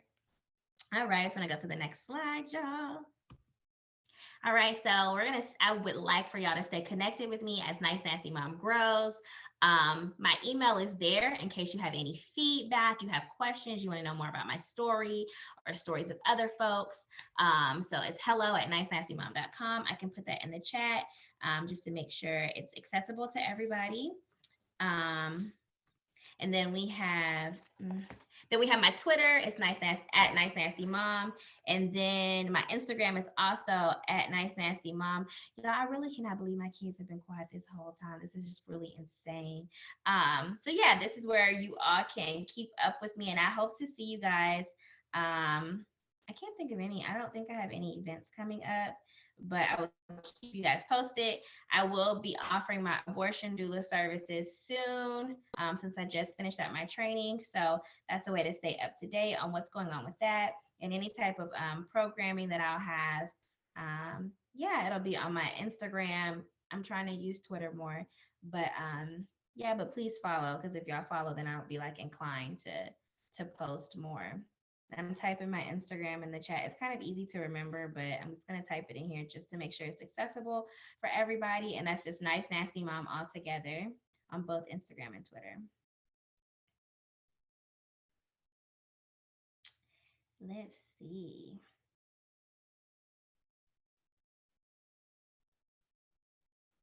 Okay, great. All right, perfect. All right, so let me see. I got that in the chat.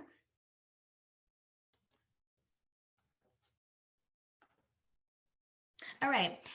So the next slide is just some citations. So this has, it also has a link for, oh, y'all might be able to copy and paste this link. No, maybe not. Okay. I saw it up in the chat. Two of the reports that I used to get the statistics that I spoke about and had in my slides. And I'm still gonna get that link for y'all for the BMMA fact sheet. I have a question, if that's okay. Yeah, of course. I'm interested, since you did say that we could ask a little bit about your story, but if it's not something you can share here, it's okay. I'm just wondering, I would love to hear a little bit about your experience with different providers. None in particular, I just want to know, I know a lot of primary caregivers, specifically Black and Brown primary caregivers, have very interesting experiences, and I just like to learn about them. Do you have any that you feel comfortable sharing? Yeah. Okay. So let's see. All of my providers are Black because I'm Black and I like to go see Black folks. Okay. So my daughter's primary care physicians are Black. Now, my youngest daughter, she has epilepsy. Her provider is not Black, but it's kind of one of those things. It's a specialist. I didn't really know where to go, so we go to Children's. My therapist is Black. I've been with my therapist since 2016. The reason, and I am privileged to have had access to therapy because. Who is that? What you want? It's okay. What you want, girl? Hurry up. The charger. Oh. I'm sorry. See, I told you I knew something was wrong. Everybody was quiet. I'm just gonna slide this charger under the door or throw it up there. Here, girl. Oh. Okay, my apologies. But yeah. So I attended Georgia State, and that is how I got access to that's how I got access to therapy. It was offered for free for students. So when I have folks reach out to me that are like, hey, I need to go to therapy, but I don't know where to go. That is the most common thing, because I talk about therapy so much in my Instagram bio. I have that I'm a chronic therapy client. I am in there every week. You understand? I will go 2 times a week if I could. So yeah, they don't know where to go. So thankfully I was at Georgia State and I was able to go to therapy there. And once my therapist left Georgia State, I followed her. I've been with her since 2016 and she is amazing. And so she's really been super supportive. When I was having my mental health crisis, that's who I reached out to. She was the one who gave me, the options of mental facilities that I could go to, period, never stops. That's who gave me the list of mental facilities I could go to that accepted my insurance in my state that were close to me, and then let's see what else. My primary care physician is also Black. That is who I had to go to at first to get my antidepressants. This is when I was like, oh shit, something's not right. I'm crying. I'm just feeling like I'm out of it, I'm losing sleep and everything. So my primary care physician is a mom as well. She experienced postpartum or perinatal psychosis. So she was able to, one, offer me, the medication, and also give me some anecdotal support because she's been in the situation before. So that was great, just to have, for her to say, she's like, I'm a doctor and I experience, the postpartum psychosis or perinatal psychosis, so you're going to be okay, yeah, so my experience has been pleasant. Yeah, it's been pleasant now. And it's really interesting when I checked myself into the facility, there were how many moms? It was like 3 of us. And there's not a lot of people. We're all like on levels, like different floors, but I was on the floor where I wasn't a harm to myself or anybody else, right? And there were, of course, quite a few men, and moms, and there out of the, I don't remember how many women there were there. Probably like 5. Let's say there were 6. Out of the 6, 4 people were moms, okay? And there was one white woman, and she had lost her baby. She had 2 kids. She lost her baby, her oldest, I believe. He drowned. It was an accidental drowning. And then so out of all the women, majority of the women in the facility were parents, you know? And that just really speaks to the statistics that I gave you all, you know, like there is not enough support. Because for one, though, why are you sending a mother who's lost her child to a facility? That's not the support that she needs. You know what I'm saying? Like, that's not what she needs. So when we talk about, granted, she wasn't in jail, but there was an option that the police told her because she was publicly drinking, but they were like, either you go to jail or you go, we'll take you to the facility, you know. But jail shouldn't have even been an option. We shouldn't be criminalizing people who are needing mental health care, but the access for mental health care is little to none for folks that, one, don't even have medical insurance, or 2, who can't find therapists that take their medical insurance. Like if they're on Medicaid, and this is why people talk about Medicaid expansion, because one, they want to extend it to cover, you know, the 12 months after birth instead of just the 6 weeks. 6 weeks isn't enough. That's not always when symptoms start to show. So when I talk about voting, getting behind legislation, if you are a voter, getting behind legislation and senators and governors that are backing Medicaid expansion for moms and primary caregivers. Yeah, I hope that answered your question, Chris. I've had a pretty decent experience, but I still have had difficulty expressing my my struggles in person. Like when I've done the checklist at the children's pediatric appointments.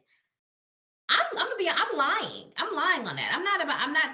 I'm just not, you know, like as a black woman who was raised like, you know, don't talk about what goes on in the house. You know what I'm saying? Like we carry that, right? So we're not walking into we're going to make sure we look presentable in whatever way that means to you, you know? So, and, you know, I feel like those appointments sometimes are kind of rushed. This is why we can't put it on the backs of doctors. You know what I'm saying? Like this does not need to be medicalized. You know, this is literally about the person next door. You know, like there's a family next door that's not from this country, but they play with my kids, and my child is very tall, y'all, and she'll grow out of shoes so fast.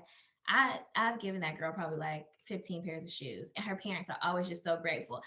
But what was I gonna do? Throw them in the trash? I did see somebody put some shoes in the trash the other day. I'm like, why would you do that? Y'all don't understand community care, because these are a really nice pair of Nikes, you know, that you could have given to your neighbor. It's about what we can do to help the person that we see, the person that we know via Instagram, you know, the organizations that have the support groups, you know. So my plan is to grow Nice Nasty Mom to be a nonprofit that is able to help fund therapy for Black moms. So that's what I'm working on. I want a directory that has mental health providers that focus on maternal mental health, because everybody isn't a maternal mental health therapist, and has a, you know, focus on that, because we don't need the bootstrap logic in parenting. That's not what folks need. You're not going to tell me, especially, you know, in the Black community, this happens. You tell people, I've heard, well, I had to do it. That's good for you, baby. You know, like just because you did it and you're here now and you feel all right. I was losing sleep to the point of like having hallucinations. So I had to get a prescription to help me rest, you know, like this is what I mean by community care. Your friend says, you know, I haven't slept. Okay, bring me the kids. You know what I'm saying? Bring me them kids. You can sleep here or go back home, come back when you're ready. And if you don't have to put a time on something, don't put a time on it, right? Yeah, that's all I have. Anybody have any questions? Any feedback, anything you want to give? I know I keep talking. No, it's fine. I'm not trying to monopolize the space. I guess I just want to turn my camera on to attune with you, and also just to say, I really appreciate your transparency in sharing this information.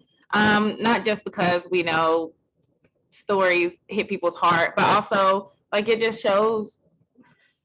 It shows what it looks like. It's real, and your authenticity during the presentation really helps me connect to the subject differently. So I just appreciate it. Thank you. And I'm sorry you had to go through so much because our system is so messed up. But thank you, and yeah. Thank you so much, Chris. Okay, I forgot that I was on this computer. I unmuted this computer. But yeah, thank you so much, Chris. I really appreciate that feedback. I see my uncle in the comment, and I see my unbiological sister here that is still my sister. And Giovante, thank you. And Aaron, thank you all so much for joining me today, for giving me feedback. Again, Chris, please follow me so then I can follow you and we can stay connected on Instagram, and then you have my email and everything. And then of course now I know that you know Leandra, so I will see you soon. Yeah, so thank you all. This image here is an image of me. I did have locks, but I may have been losing my mind at the house with the kids and I cut them off. I don't know. So this is an actual picture of me and my children. So I love it so much. It's actually on my t-shirt, if you can see. Yeah, so I'll start selling these shirts again when I have the capacity. So yeah, thank you all. And I will see you guys later. Thank you so much. That was very amazing and super informative as well.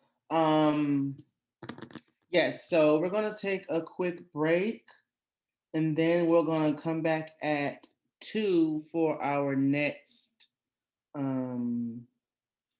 presenter, and they'll be talking about deconstructing classism within reproductive justice. So hop back on at 2 o'clock, and then we're gonna work through the last 2 presentations for the day.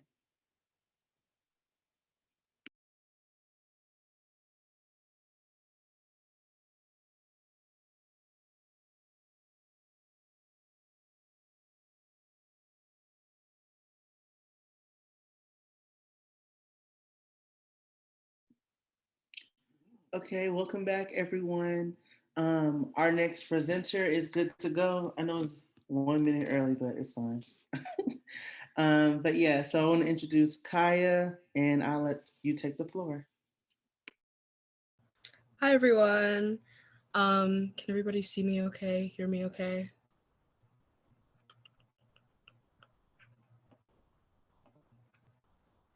Okay, awesome. I guess we'll just get started then.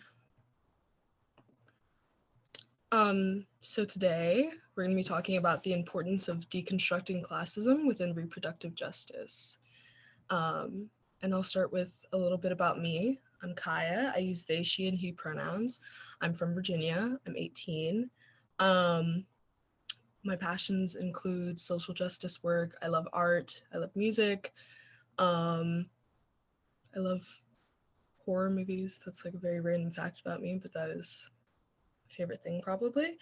And the reason that I chose to do this presentation is because I grew up in a very financially unstable household. And, there were periods of time where my family and I were even homeless, or we lived in like a slum situation, which I will get more into. So what is classism? Classism or class discrimination is prejudice or discrimination based on social class. Classism is a deep-rooted system that restricts access to basic human needs, functions, and rights. we can typically divide classism into 4 individual categories, which are individual, institutional, cultural, and internalized. Individual classism is thoughts or behaviors that result in treatment based on your social class. So like if somebody has the belief that, I don't know, all Black people are poor, you know, that's individual classism.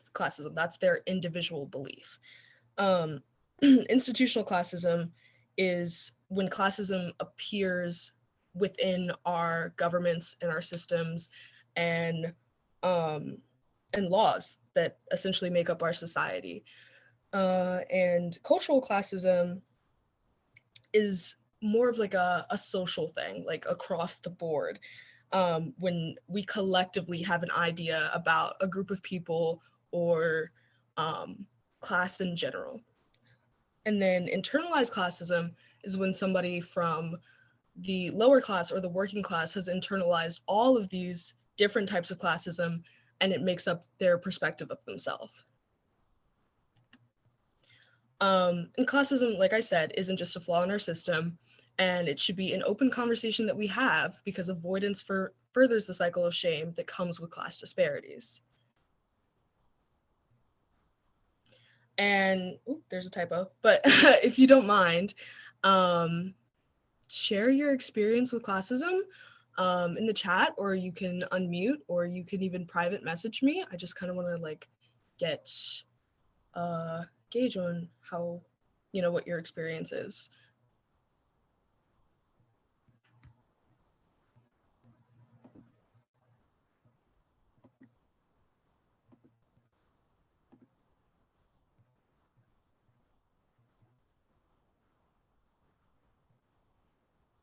Uh-oh.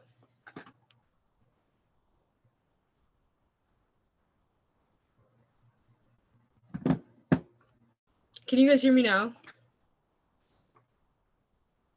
Okay, awesome. If you didn't hear that, then what I said was, if you feel comfortable sharing your experience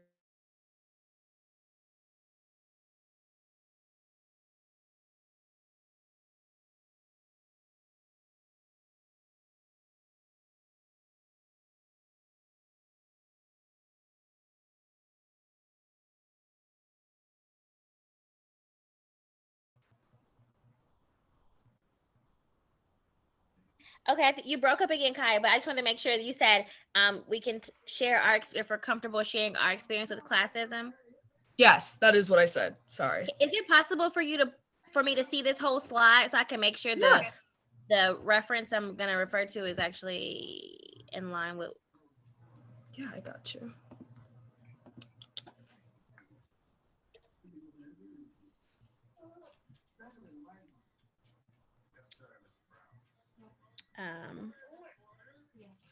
Okay, I think I'll use, I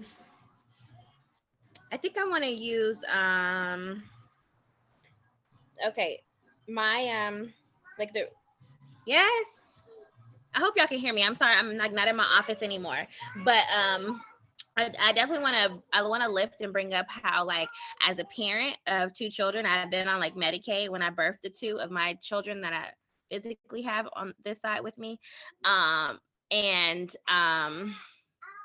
Sometimes like they have amazing doctors, I will say, but sometimes like the care that we're able to get is a little bit different than like folks that have like a private insurance, or the fact that like with me starting the Not So Mom blog, or the mom community online, I wanted to start it because a lot of mom blogs that were created were by non-Black folks, and it aesthetically looked a certain way. It was 2-parent households where someone made enough money for, you cannot have your mommy song, where someone made enough money to, for one parent to stay home, and they had these they had these shaker style cabinets, and, the kids are in all of the activities, that for somebody like me, like I can't always afford to do those things. So I hope that is right in line with what we're talking about.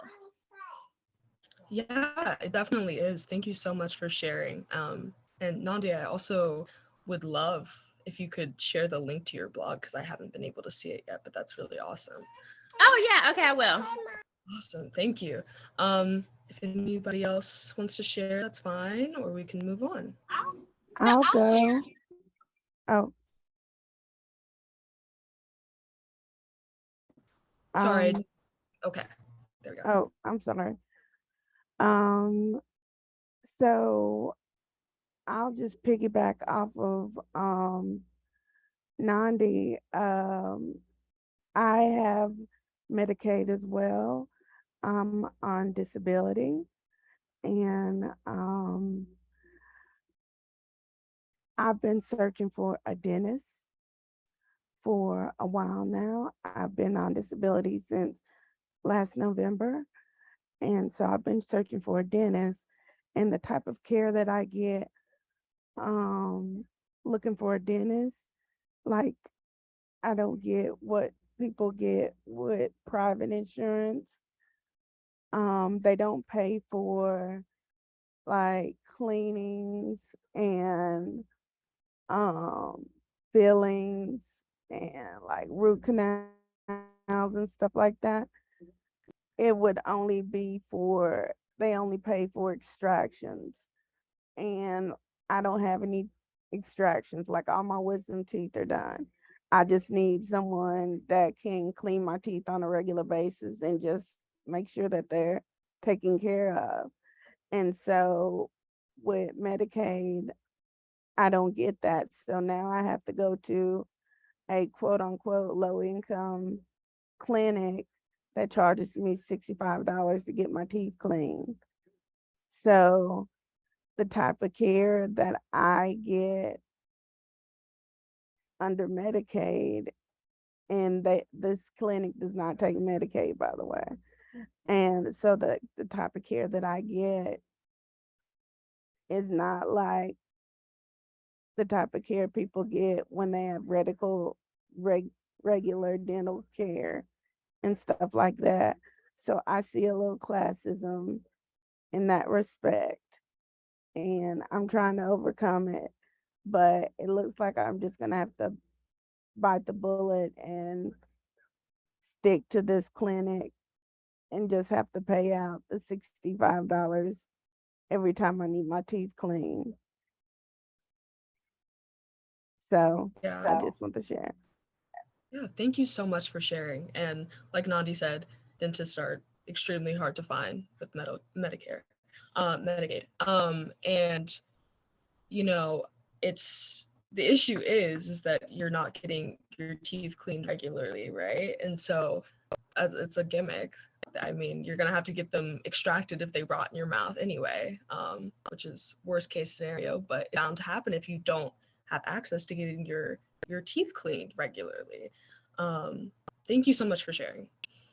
Anybody else? I know. Can you hear me? No, go ahead. Okay, I want to let Chris, I want to give you space to speak, but I wanted to lift up what I want to say. It's Alyssa. I hope if it is, I'll correct myself, but I wanted to lift that up because it is extremely hard. I mean, for pediatric dentistry, they have really, really decent or nice offices to take your children to, but once you know, you become of a certain age, finding dental care is, because it's almost like people, this is where like aesthetics play a role in our society, you know, and like classism, but your teeth is like very front facing, it's what people see, right? And so it is, when we talk about hoarding resources and all of the things, it's one of those things that's like, it's like elitist almost, you know, in classes to hoard dental care because that it shows in what class you belong to if you're not able to get the proper care, you know, for your teeth. And it is absolutely ridiculous. I was going to a dentist, it was a great dentist, but then she stopped taking Medicaid and only took it if you're pregnant because of the payments that were made. Like you'll get more money if you're accepting payments from pregnant Medicaid than like just regular Medicaid. It is like really ridiculous. So I just want to lift that because it's crazy. Chris. Yeah, but yeah, that is perfectly well said. and it just adds to that cycle, because if you're not well groomed or whatever that means, you can't get a job, and it's just absolutely horrific. Chris? Yeah, thank you for sharing that. I think my experiences with classism, as everybody's experiences, intersect with different things. And so I guess I'll just give two examples on both sides. So one is, so I'm in school getting a graduate degree, and I mean, everything about the field that I'm working in is very, very classist. And the thing is, because I'm in this program, I'm perceived a certain way by people in the community or people in the program. And then I speak up and I'm like, hey, I too am one of those people. That statistic you're talking about, that's me, that's us. And that's most of the class y'all be forgetting about, because it almost becomes like elitist and things like that. So as far as getting resources, getting information I need, things like that, because academia can kind of indoctrinate certain beliefs in you, so you have to have some kind of medicine against that. But so that has impacted me negatively. On the other hand, there has been positive experiences because of the intersections of different things. So because of what people think of when they think of different classes, when they look at me sometimes, depending on how I'm presenting or what's going on or language dialect I'm using or the language in general, people make certain assumptions, and those get me privileges. And when I say privileges, I mean access to certain arenas, people, and different things. And then when they find out more about who I am, not the assumption that they made based off the dialect, based off the things that they use to define my class, I'm treated differently sometimes. And then the other thing I was going to say is, as a healthcare provider myself, you see a lot of a push in the communities for people to go and see Black and brown healthcare providers, which is great. And also, because of classism, it puts those Black and brown providers and Indigenous folks at a disadvantage too, because Medicaid and Medicare doesn't pay out. A lot of the insurance, they don't pay out well, or even almost up to par for us to make a living. And then also, people are coming in and feeling like they're not cared about because of the certain ways that we have to provide services. And also, I guess in that case, even though I'm only able to share a little bit with clients and people that I see, it still puts them at a disadvantage, because I'm not able, depending on the system I'm working in, able to explain all of the intricacies and how, if they took this kind of insurance, how much of an inequity that would cause as well. And so I hope I'm making sense, but I'm just saying that the intersections and people's assumptions play a role, but then also the real information when you share also plays a role in how people perceive. So I appreciate this topic, and I'm excited to learn a little bit more. Yeah, thank you. Thank you so much for sharing. I personally relate to the privileges. Even though I grew up poor, I didn't always present as that, especially being light skinned, my proximity to whiteness and therefore my proximity to wealth, how I speak, how I dress. Yeah, so thank you for sharing that. And I guess I should say a little bit about my experience. So like I said, grew up without access to a lot of different things. My mom worked a lot of different jobs. We moved around a lot. And most recently, we lived in what was basically a slum in the middle of Charlottesville, Virginia, which is a pretty wealthy area, to say the least. And we lived on the richest block in the city, and we lived in a slum. We had rats, the water was dirty, had all of these issues. And so we'll revisit that when we talk about how classism intersects with reproductive oppression, because my mom couldn't parent her children in the way that she felt was safe. We don't know if living in those conditions affected our health, our reproductive health. So moving on.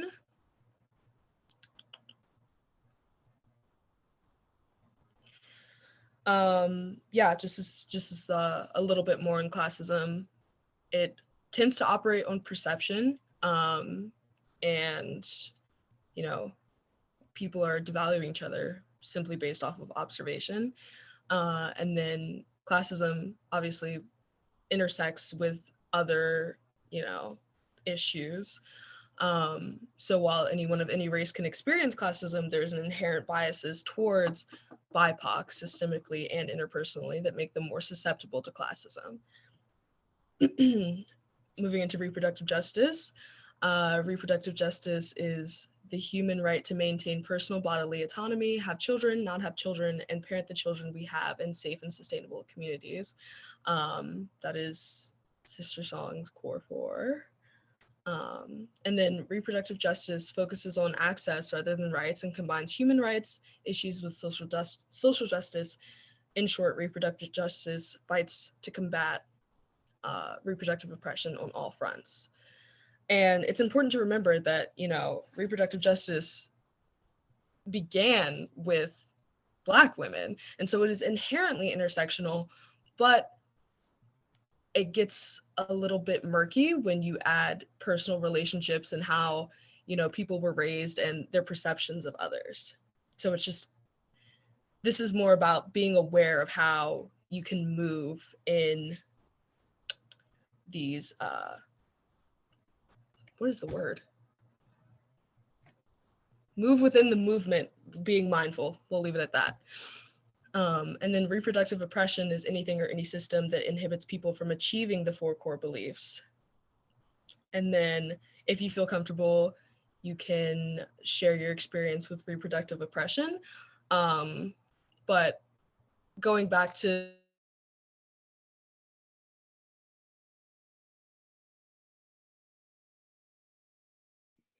Kaya, your sound went out.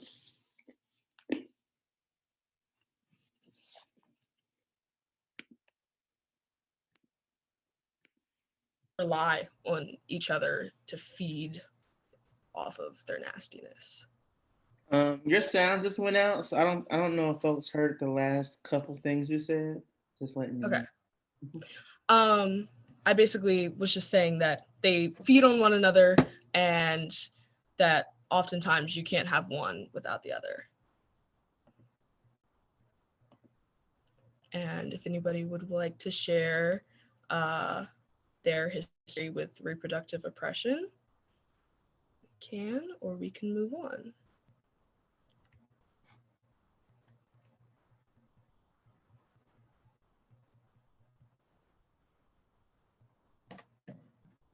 Awesome. Okay.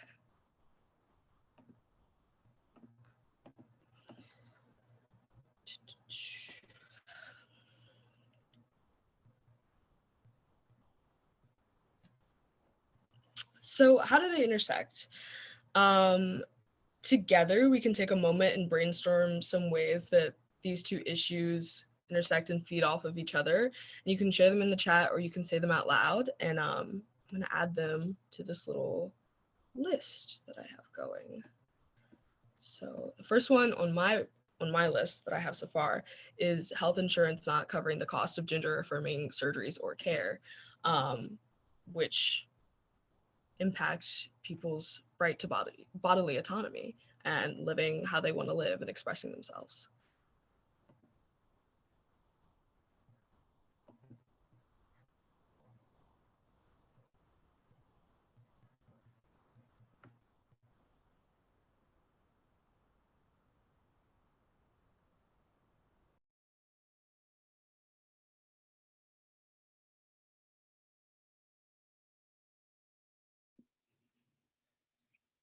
Hey, Kaya.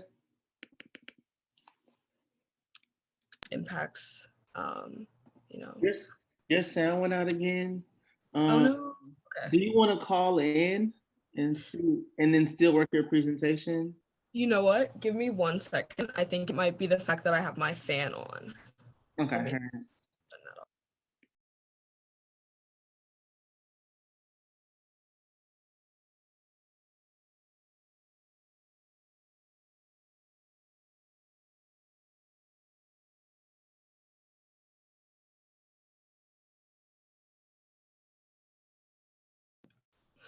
Okay, is that clear? Just let me know if I start cutting out again, and then awesome. yeah, so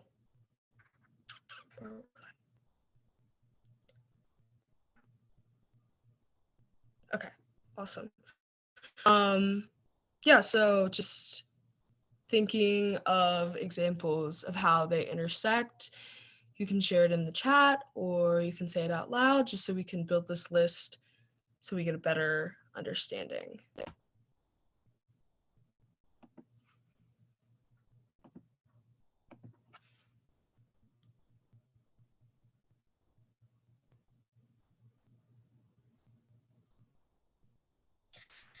Hey, the fact that Medicaid for like pregnant folks is not extended, it only goes to like 6 weeks. It doesn't cover, you know, enough time for the person who gave birth to like access all the care that they need to make sure things are, you know, that they're well, mentally, physically, all of the things.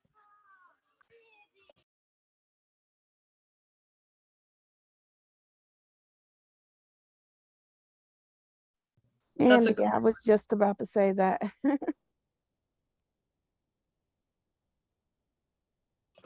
I got you.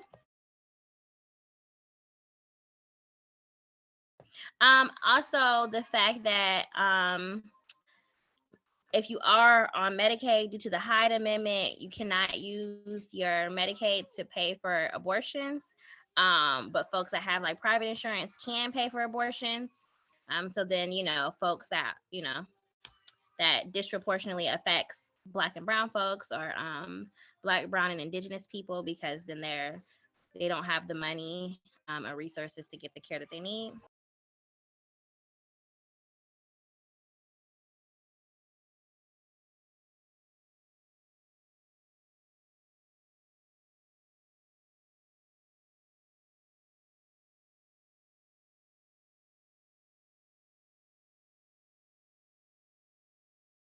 Okay, those are great, guys. Yeah. Highways and interstates. Yeah, definitely, definitely. Those are all awesome. Adding those to the list. I'm glad that we all have a great understanding of that.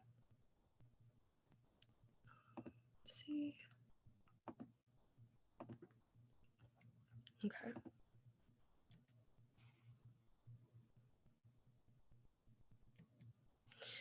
So what do we do about it? In my opinion, the 3 key ways to stomp out classism within movements and spaces specific to reproductive health are changing our assumptions, changing our language, and funding our neighbors. And so changing our assumptions, I mean, we all have implicit biases, especially surrounding class and especially being American. Like it's like you can't escape it. And so you have to do the work. You have to educate yourself on class disparities. Ask yourself questions like, what do I have access to that someone else doesn't? Things like that. And then empathizing. To me, when I receive sympathy around my situation, it sort of feels like pity. I don't know if anybody else feels that way, but that's how I feel personally. And you can use empathy to dismantle any of your judgment, because if you put yourself in somebody else's shoes, there's, I don't know, you are able to communicate effectively with them and aid them effectively. Changing our language. Language and communication are extremely important. Without even knowing how we communicate, we can determine someone's value. Without even knowing how we can communicate can determine someone's value. You have to be intentional and thoughtful about what you say and how you say it.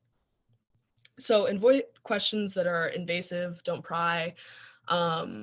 Assuming that someone is trying to misuse services. I know a lot of people, I mean, I personally heard a lot growing up that, you know, I didn't need to have government assistance because I didn't look like it.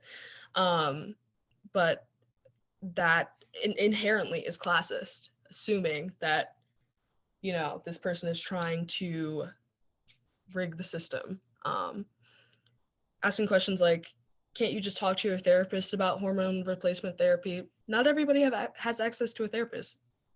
Like it's, and then how you say it, asking questions about someone's socioeconomic status, which aid you in helping them. Remember to be understanding and judgment free. And then funding our neighbors. What I mean by this is that reproductive justice work is all about access, and making sure that despite someone's class, they are able to achieve the 4 core of RJ. Until we are able to make radical change in our systems, all we have is community. So while we're rallying in order to make these changes systemically, we should also be, donating our time and services and effort and participating in community events like menstrual drives or offering childcare resources or uplifting abortion funds. And then also funding with love. Being empathetic is so key, and showing that we care and understand someone's situation can go a long way. And then everyone should be entitled to the core 4 regardless of class. That's all I've got.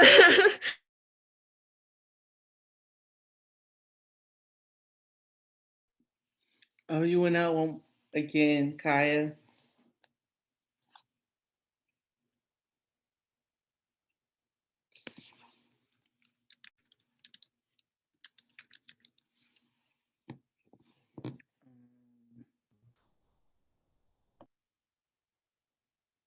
Kaya?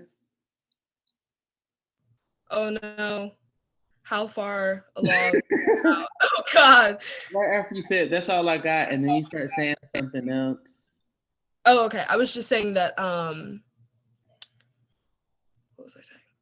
Oh, that's all I've got. And if we want to reflect on this, then the chat is open, or we can speak or anything. Well, I want to say thank you. I mean, I think the conversations around classism, I don't know, a lot of people just like struggle with recognizing like what that looks like and how to show up for folks. And I think that this was like a great like opportunity, I mean, great conversation that like uplifts all the things. Yeah, and I want to add to that. Wait, can y'all hear me? Yes.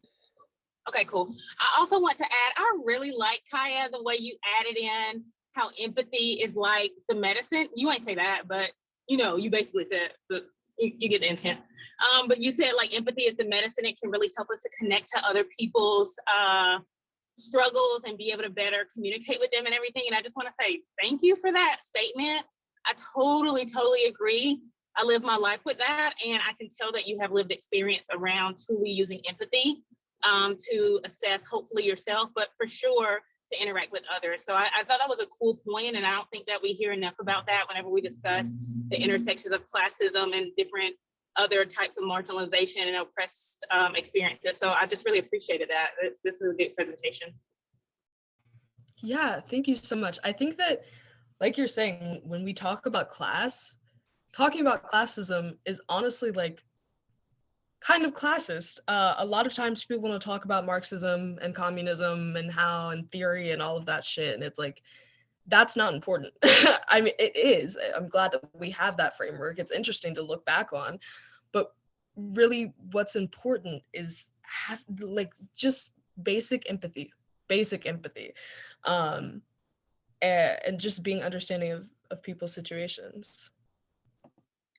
I also wanted to add, when you said like just that empathy piece, it just really stuck out to me. I was literally talking to my friend yesterday about like the importance of empathy and how like the lack thereof like can affect how you show up in the work, but also how you show up in community. You can have like this praxis and read all these amazing books, but like if you don't know how to like empathize with folks, then how you're going to struggle like showing up for them.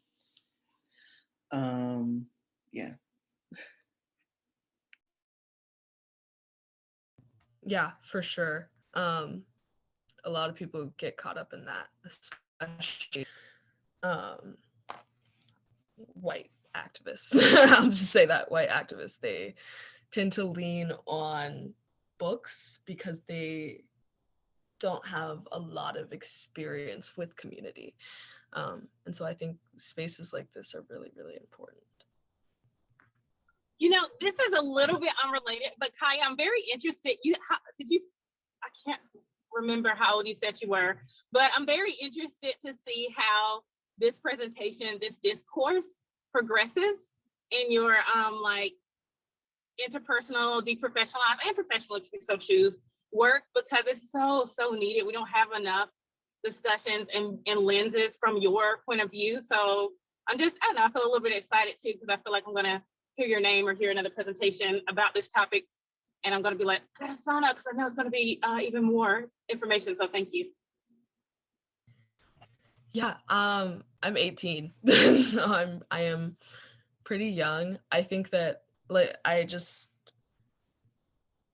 know, this sounds a little bit pretentious, but I have lived a lot of different lives and a lot of lives within those lives, even at 18. And I don't know, this is really, really important to me, and it should be important to other people too. I also want to hold like the pretentiousness of it. I guess I don't think you're being pretentious when you like hold that. I think it's really real that a lot of us like go through so much, but also have so many different experiences that can like, you know, I don't know, allow other folks to be able to like show up better for other folks in community, but also just like in general. I don't know. Just wanted to like hold that. I don't want you to, I don't know. Not everybody is like that, you know. But yeah. Thank you. That means a lot to me. I feel like I tend to be humble to a fault, where I'm underselling myself. I'm trying to get out of that headspace because I should be able to take up as much space as I want and, you know, express myself. Thank you guys so much for being here with me and listening to this presentation and being so engaging. It means a lot to me. I was like extremely nervous about this, but you guys were an incredible group of people to do this with. So thank you. Thank you. And we're going to take one more break. I know last time I said that we were done with breaks, but we're going to just do one more break until 3:00 for the last person to come on and do their presentation. It's going to be amazing. So you might want to, you know, stand by. But yeah, be back soon.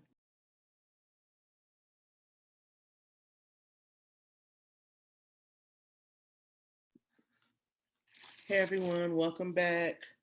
Candice, so I made you co-host. So you should be able to share your screen and bring your presentation up as well. Okay, perfect. Hey everyone. I was gonna say we can get started at 3. Is that okay? Yes. I was just trying to make sure you had everything you need. Yeah. I made you co-host. Yeah, everything is good. I got everything right in front of me. I'm gonna be looking at this computer and this computer, but I'm here. Yeah, love double screens. Yeah, because I'm in Google Slides and I make meeting notes, but it's like when you present, you can't see the notes. Oh, smart. That's weird. Oh, yeah. Well, at least you got 2 screens. Yes. Okay. Okay. So yeah, I can share my screen so everybody knows where we at. Okay, wait.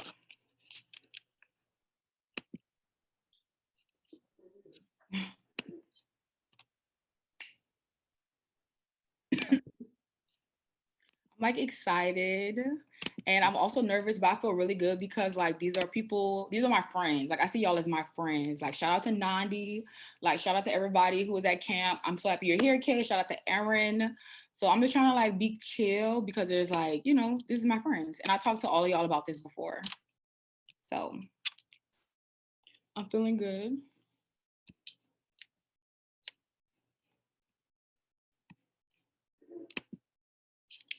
Okay. It's so cute. Oh my gosh. You like it? Can you see? Can you hear me? Yeah. Okay. I think it's cute too. And it's supposed to be like Spotify because we're doing rap shit. That's what It's really cool. Oh yeah, hey 20. Hey. So if you could join, yeah, thank you so much. I'm really excited. So I might as well just start now. So where we talking, this is my presentation, rap shit, finding an anthem for our liberation. My name is Candace. My pronouns are she and her, and I'm from New Orleans, Louisiana. I'm actually in New Orleans right now. I'm so happy to be home. I live in Atlanta.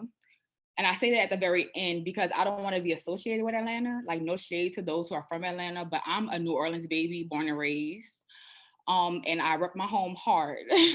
But this presentation, we're going to be exploring rap music, but specifically female rap music and femme identifying rap music, situated around finding an anthem for our liberation, challenging a norm and resisting a system, which I think is really cool because I feel like everybody here has like experienced challenging norms. So I love that.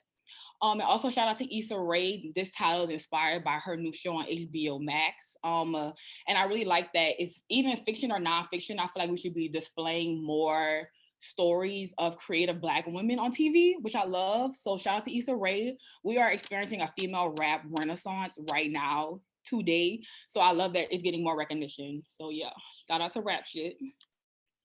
Okay. Okay. So ladies, love yourself because this shit could get ugly. That's one of my favorite lyrics by Megan Thee Stallion on her song Plan B. And so basically, I'm a huge fan of female rap music. When I listen to female rap music, I'm empowered. I feel confident in my body. I feel secured about my sexual exploitations and anything I choose to do with my body. But I appreciate the raunchiness that is in female rap music because I feel like it's a tool that talks back to sexism and violence and the misogyny that we experience daily. I think through rap music, we really are able to produce our own narrative that we can make up whatever kind of story we want. And I think that it's really creative. And I love how female rap music is a medium of expression, but it's also a way to reclaim a narrative and for Black women to reclaim our public discourse. So female rap music, female rap artists like Megan Thee Stallion, Cardi B, Lotto, City Girls, like Rico Nasty, Flo Milli, like the list can go on, but they are committed to rejecting patriarchy, heteronormativity, and respectability politics through their explicit raps, through their performances and their wardrobes. And I like it. Like anything that rejects patriarchy, like I'm on board with that, especially when it's on top of wearing whatever I want to wear on top of that. So I think that's really cool.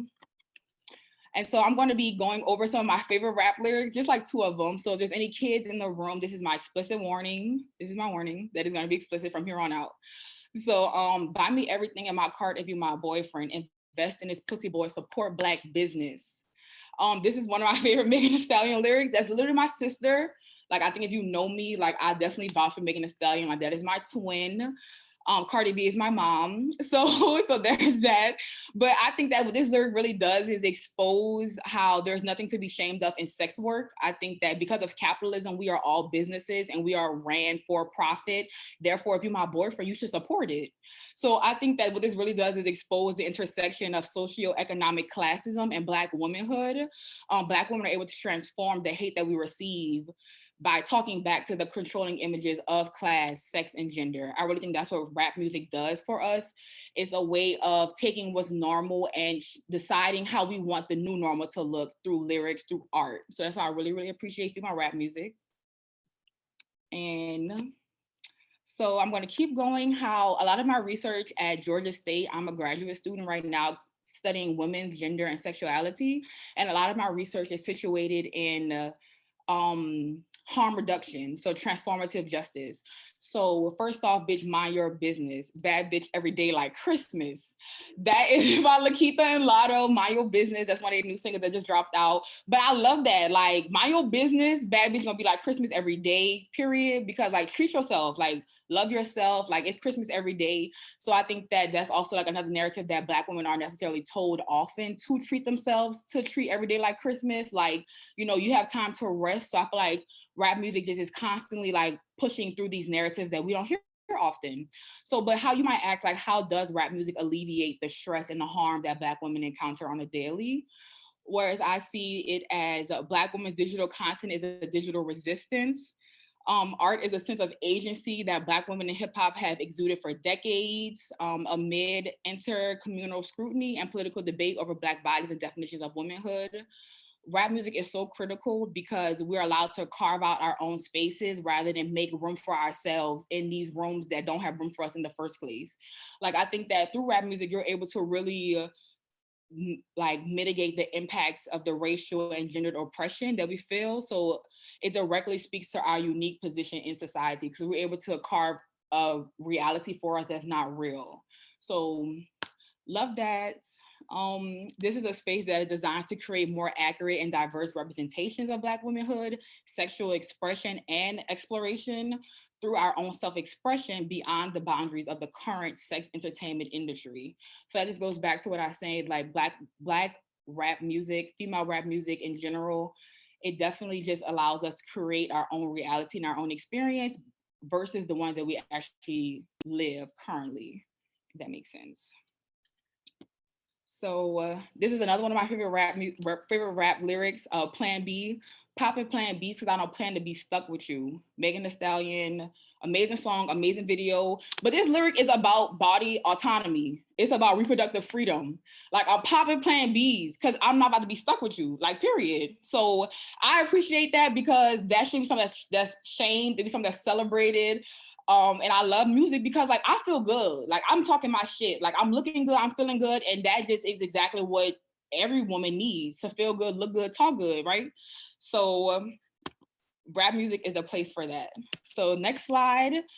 City girls, can't forget about city girls. I make a nigga pay a bill right before he lick it. I'ma ride that dick like a broom on Wicked.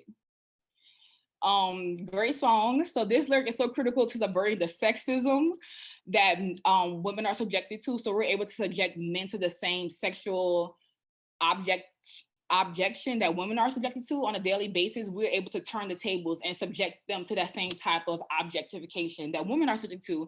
And I feel like when you do that, you're really shifting the power dynamic and the gender binary. Like, no, if we're usually sexually objectified with ass and titties and stuff like that, but no, I'm gonna ride a dick like a broom on Wicked because it's about you now. So like, no, like, tables have turned now. So I like that. It empowers me. Something about that empowers me because I'm saying something that you won't, that I'm not supposed to be saying, quote unquote, but I'm saying it and it's liberating me. And you mad. So there's that. And this is also, this is my slide for questions. I want to read the room a little. Feel free to drop in the chat. Your favorite album, your favorite song, how has music impacted you? How does music impact you?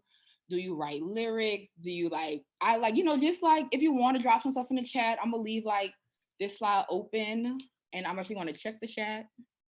But yeah, so feel free to drop in the chat. I'm gonna drop the questions down there actually. Yes, I'm reading the chat, period. Yes.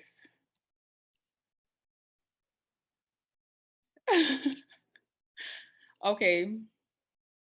I want to fuck, not be your baby mama, period. Nandi, period. Yes. And isn't that just so liberating? Because like, you're not supposed to say that, or you're not supposed to think that. Like, we're supposed to be like these submissive beings. And it's like, we're only supposed to like have sex to get married. Like all that shit, bye. And rap music tells us why we can feel that way. So let me drop my questions in the chat if y'all want to answer some. But just feel free to come off mute too. Like, what's your favorite album right now? I am listening to Good Love, City Girls. Love that song with Usher. I'm listening to Pressurelicious, Meg and Future. I support Meg. Meg can never do no wrong in my eyes. Gorilla. Yeah.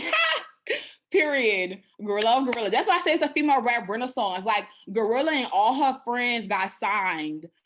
Like, you know what I'm saying? Like, people are really recognizing that the power is within them. So we have to give them the opportunity and the resources to really bolster that up. Like, I'm happy people are recognizing. Cardi B was the first female ever to win a Grammy in 2018 for Best Rap Album. First female ever, 2018. Megan Thee Stallion got a Grammy for Best New Artist in 2021 for the first female in over 20 years to get Best New Artist at the Grammys. 2021. So I feel like that's saying something. So yeah. Okay, wait. Somebody say, I love the way you're applying Black feminist theory to pop culture. Yeah, hey, Emma. Hey, yes. I love music. It's so hard for me to choose any favorites. It kind of depends on my mood. That's so true. That's so true. Because it's like, I talk about rap music so much, but I like R&B. Like, I like Tim's. I like SZA. Like, I have SZA on repeat, like Summer Walker. So I feel like I feel that. Azalea Banks. Okay.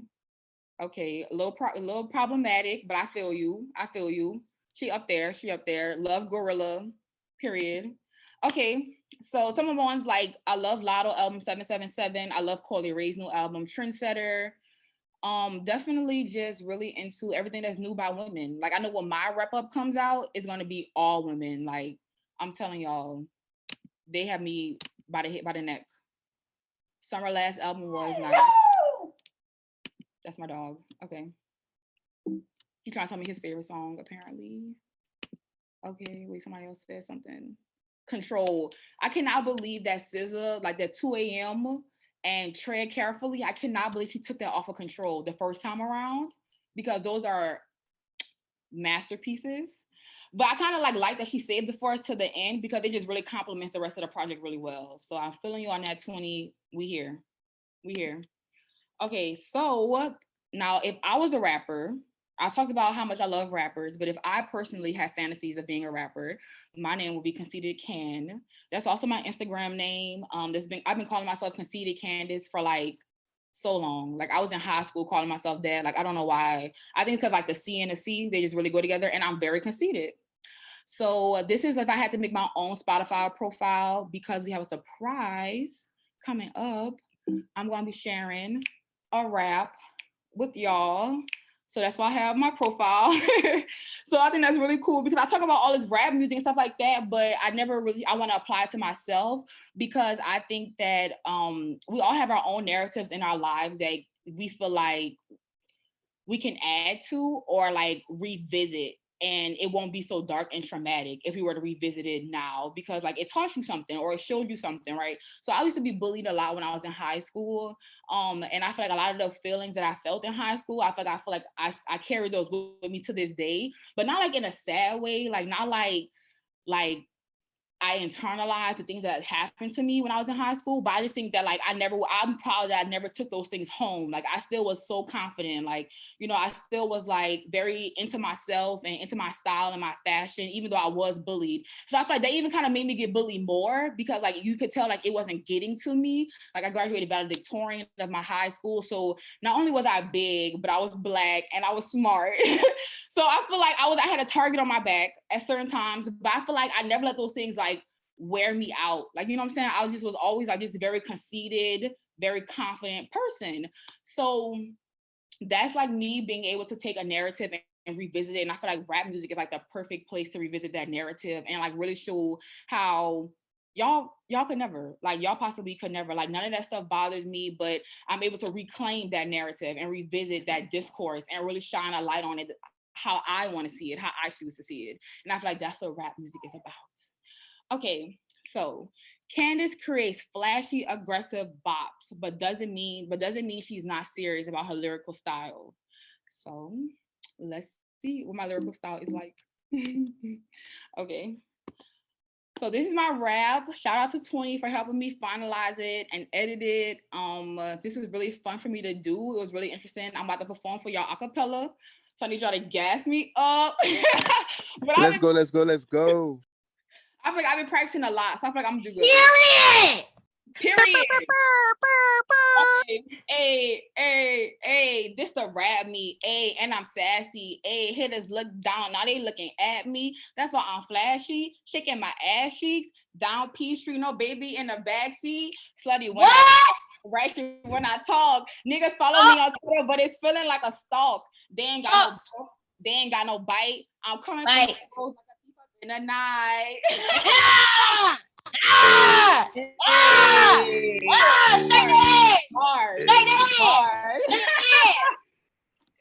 Facts. So I feel like that's fun. Like I was feeling myself just now. Like rap music make you be like what? Like y'all can't tell me nothing. So I feel like that's the art. Like that is like that is really the power of female rap music, because you can literally like feel like a new sense of self through your experience, right? So I love that I got to share that with y'all. Like, thank you so much, 20, for helping me finalize this. Like, they are so creative, they are so talented, and if I drop a single after this, y'all don't be surprised. Like, if I drop an album after this, Do it again. Do it again. Don't give it. Wait, what you said? I said, do it again. Do it again. Do it again. You gonna record me? I feel like when people tell you to do something again, they're gonna try to record you. Okay, I'm gonna do it again. Encore. Okay, that's my dog. Okay. Oh, Do a hey, freestyle. this a rap me, and I'm sassy, haters look down on me, now they looking at me, that's why I'm flashy, shaking my ass cheeks, down P Street, no baby in the backseat, slutty when I walk, ratchet when I walk, niggas follow me on Twitter, but it's feeling like a stalk, they ain't got no balk, they ain't got no bite, falling for you hoes like I thief up in the night.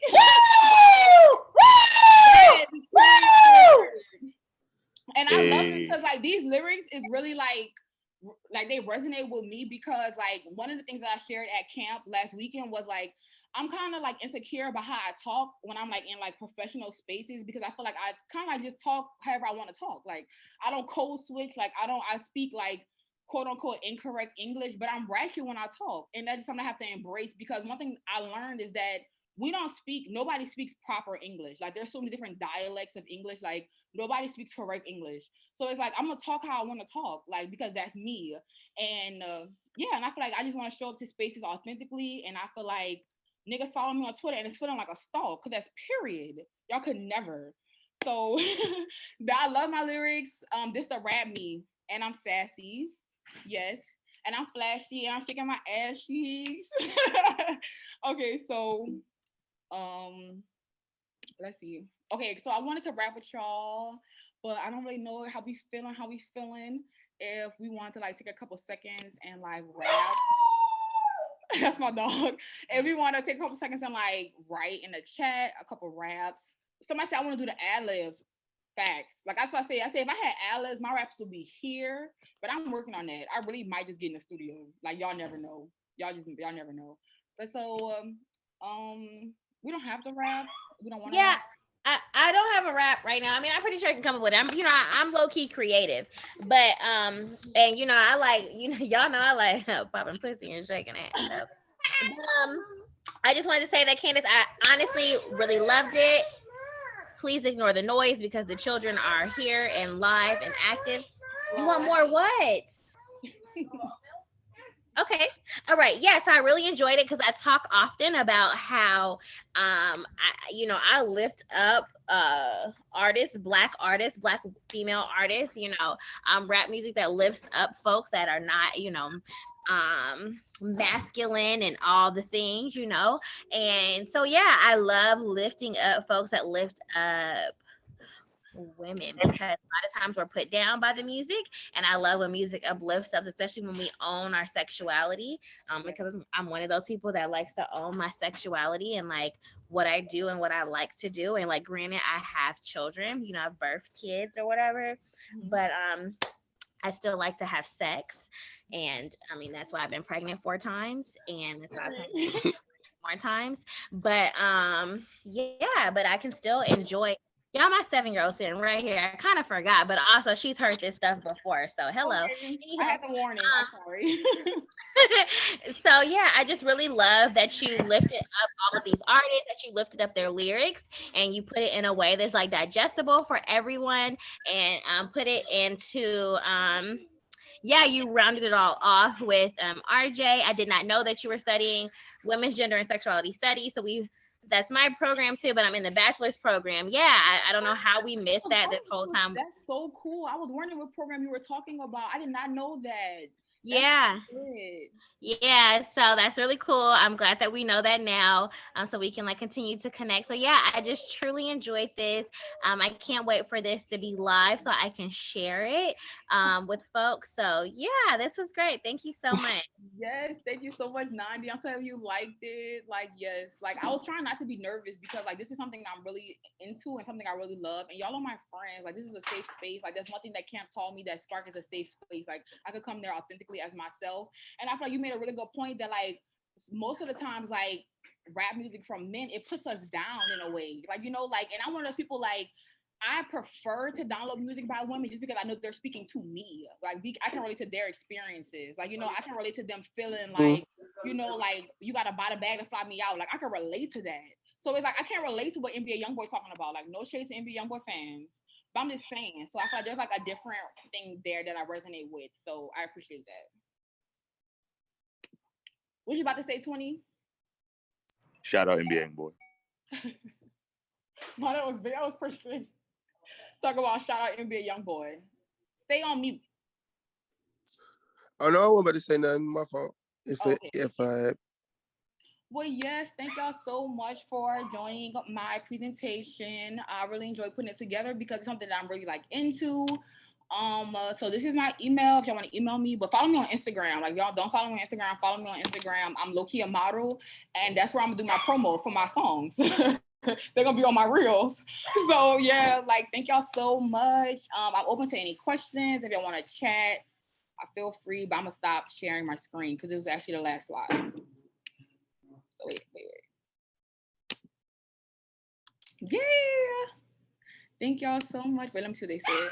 Oh, thank you. Yes. Analyze some. They have some really good lyrics. Like, thank you, Kay. Yes, thank y'all so much. I love Spark. I'm so happy I got to work on this. I feel like this is something I want to write like my dissertation around. Like, I will write a book about this. That's how passionate I am about it. Everybody must know. So yeah, that's all I have for today. Kay, do you want to take it back over? Yes. Thank you so much, like, for even just holding that space. And that's a super, like, I don't know, I just really appreciate it, especially as a person. I was supposed to go to get my master's in women's gender and sexuality studies, but I ended up not doing it. But anyways, I just really appreciate that. And does anyone else have any questions before we close out? I wanted to get on camera. I realized I hadn't been on camera because the children were around. Also, I may or may not have been drinking. I'm gonna turn my camera this way so I can see them. And so, yeah, I wanted to get on camera so I could see Candace's face because I haven't seen your face in a little bit. And so I'm so happy to see your face. And for the folks that were on camera earlier, thank you all for joining.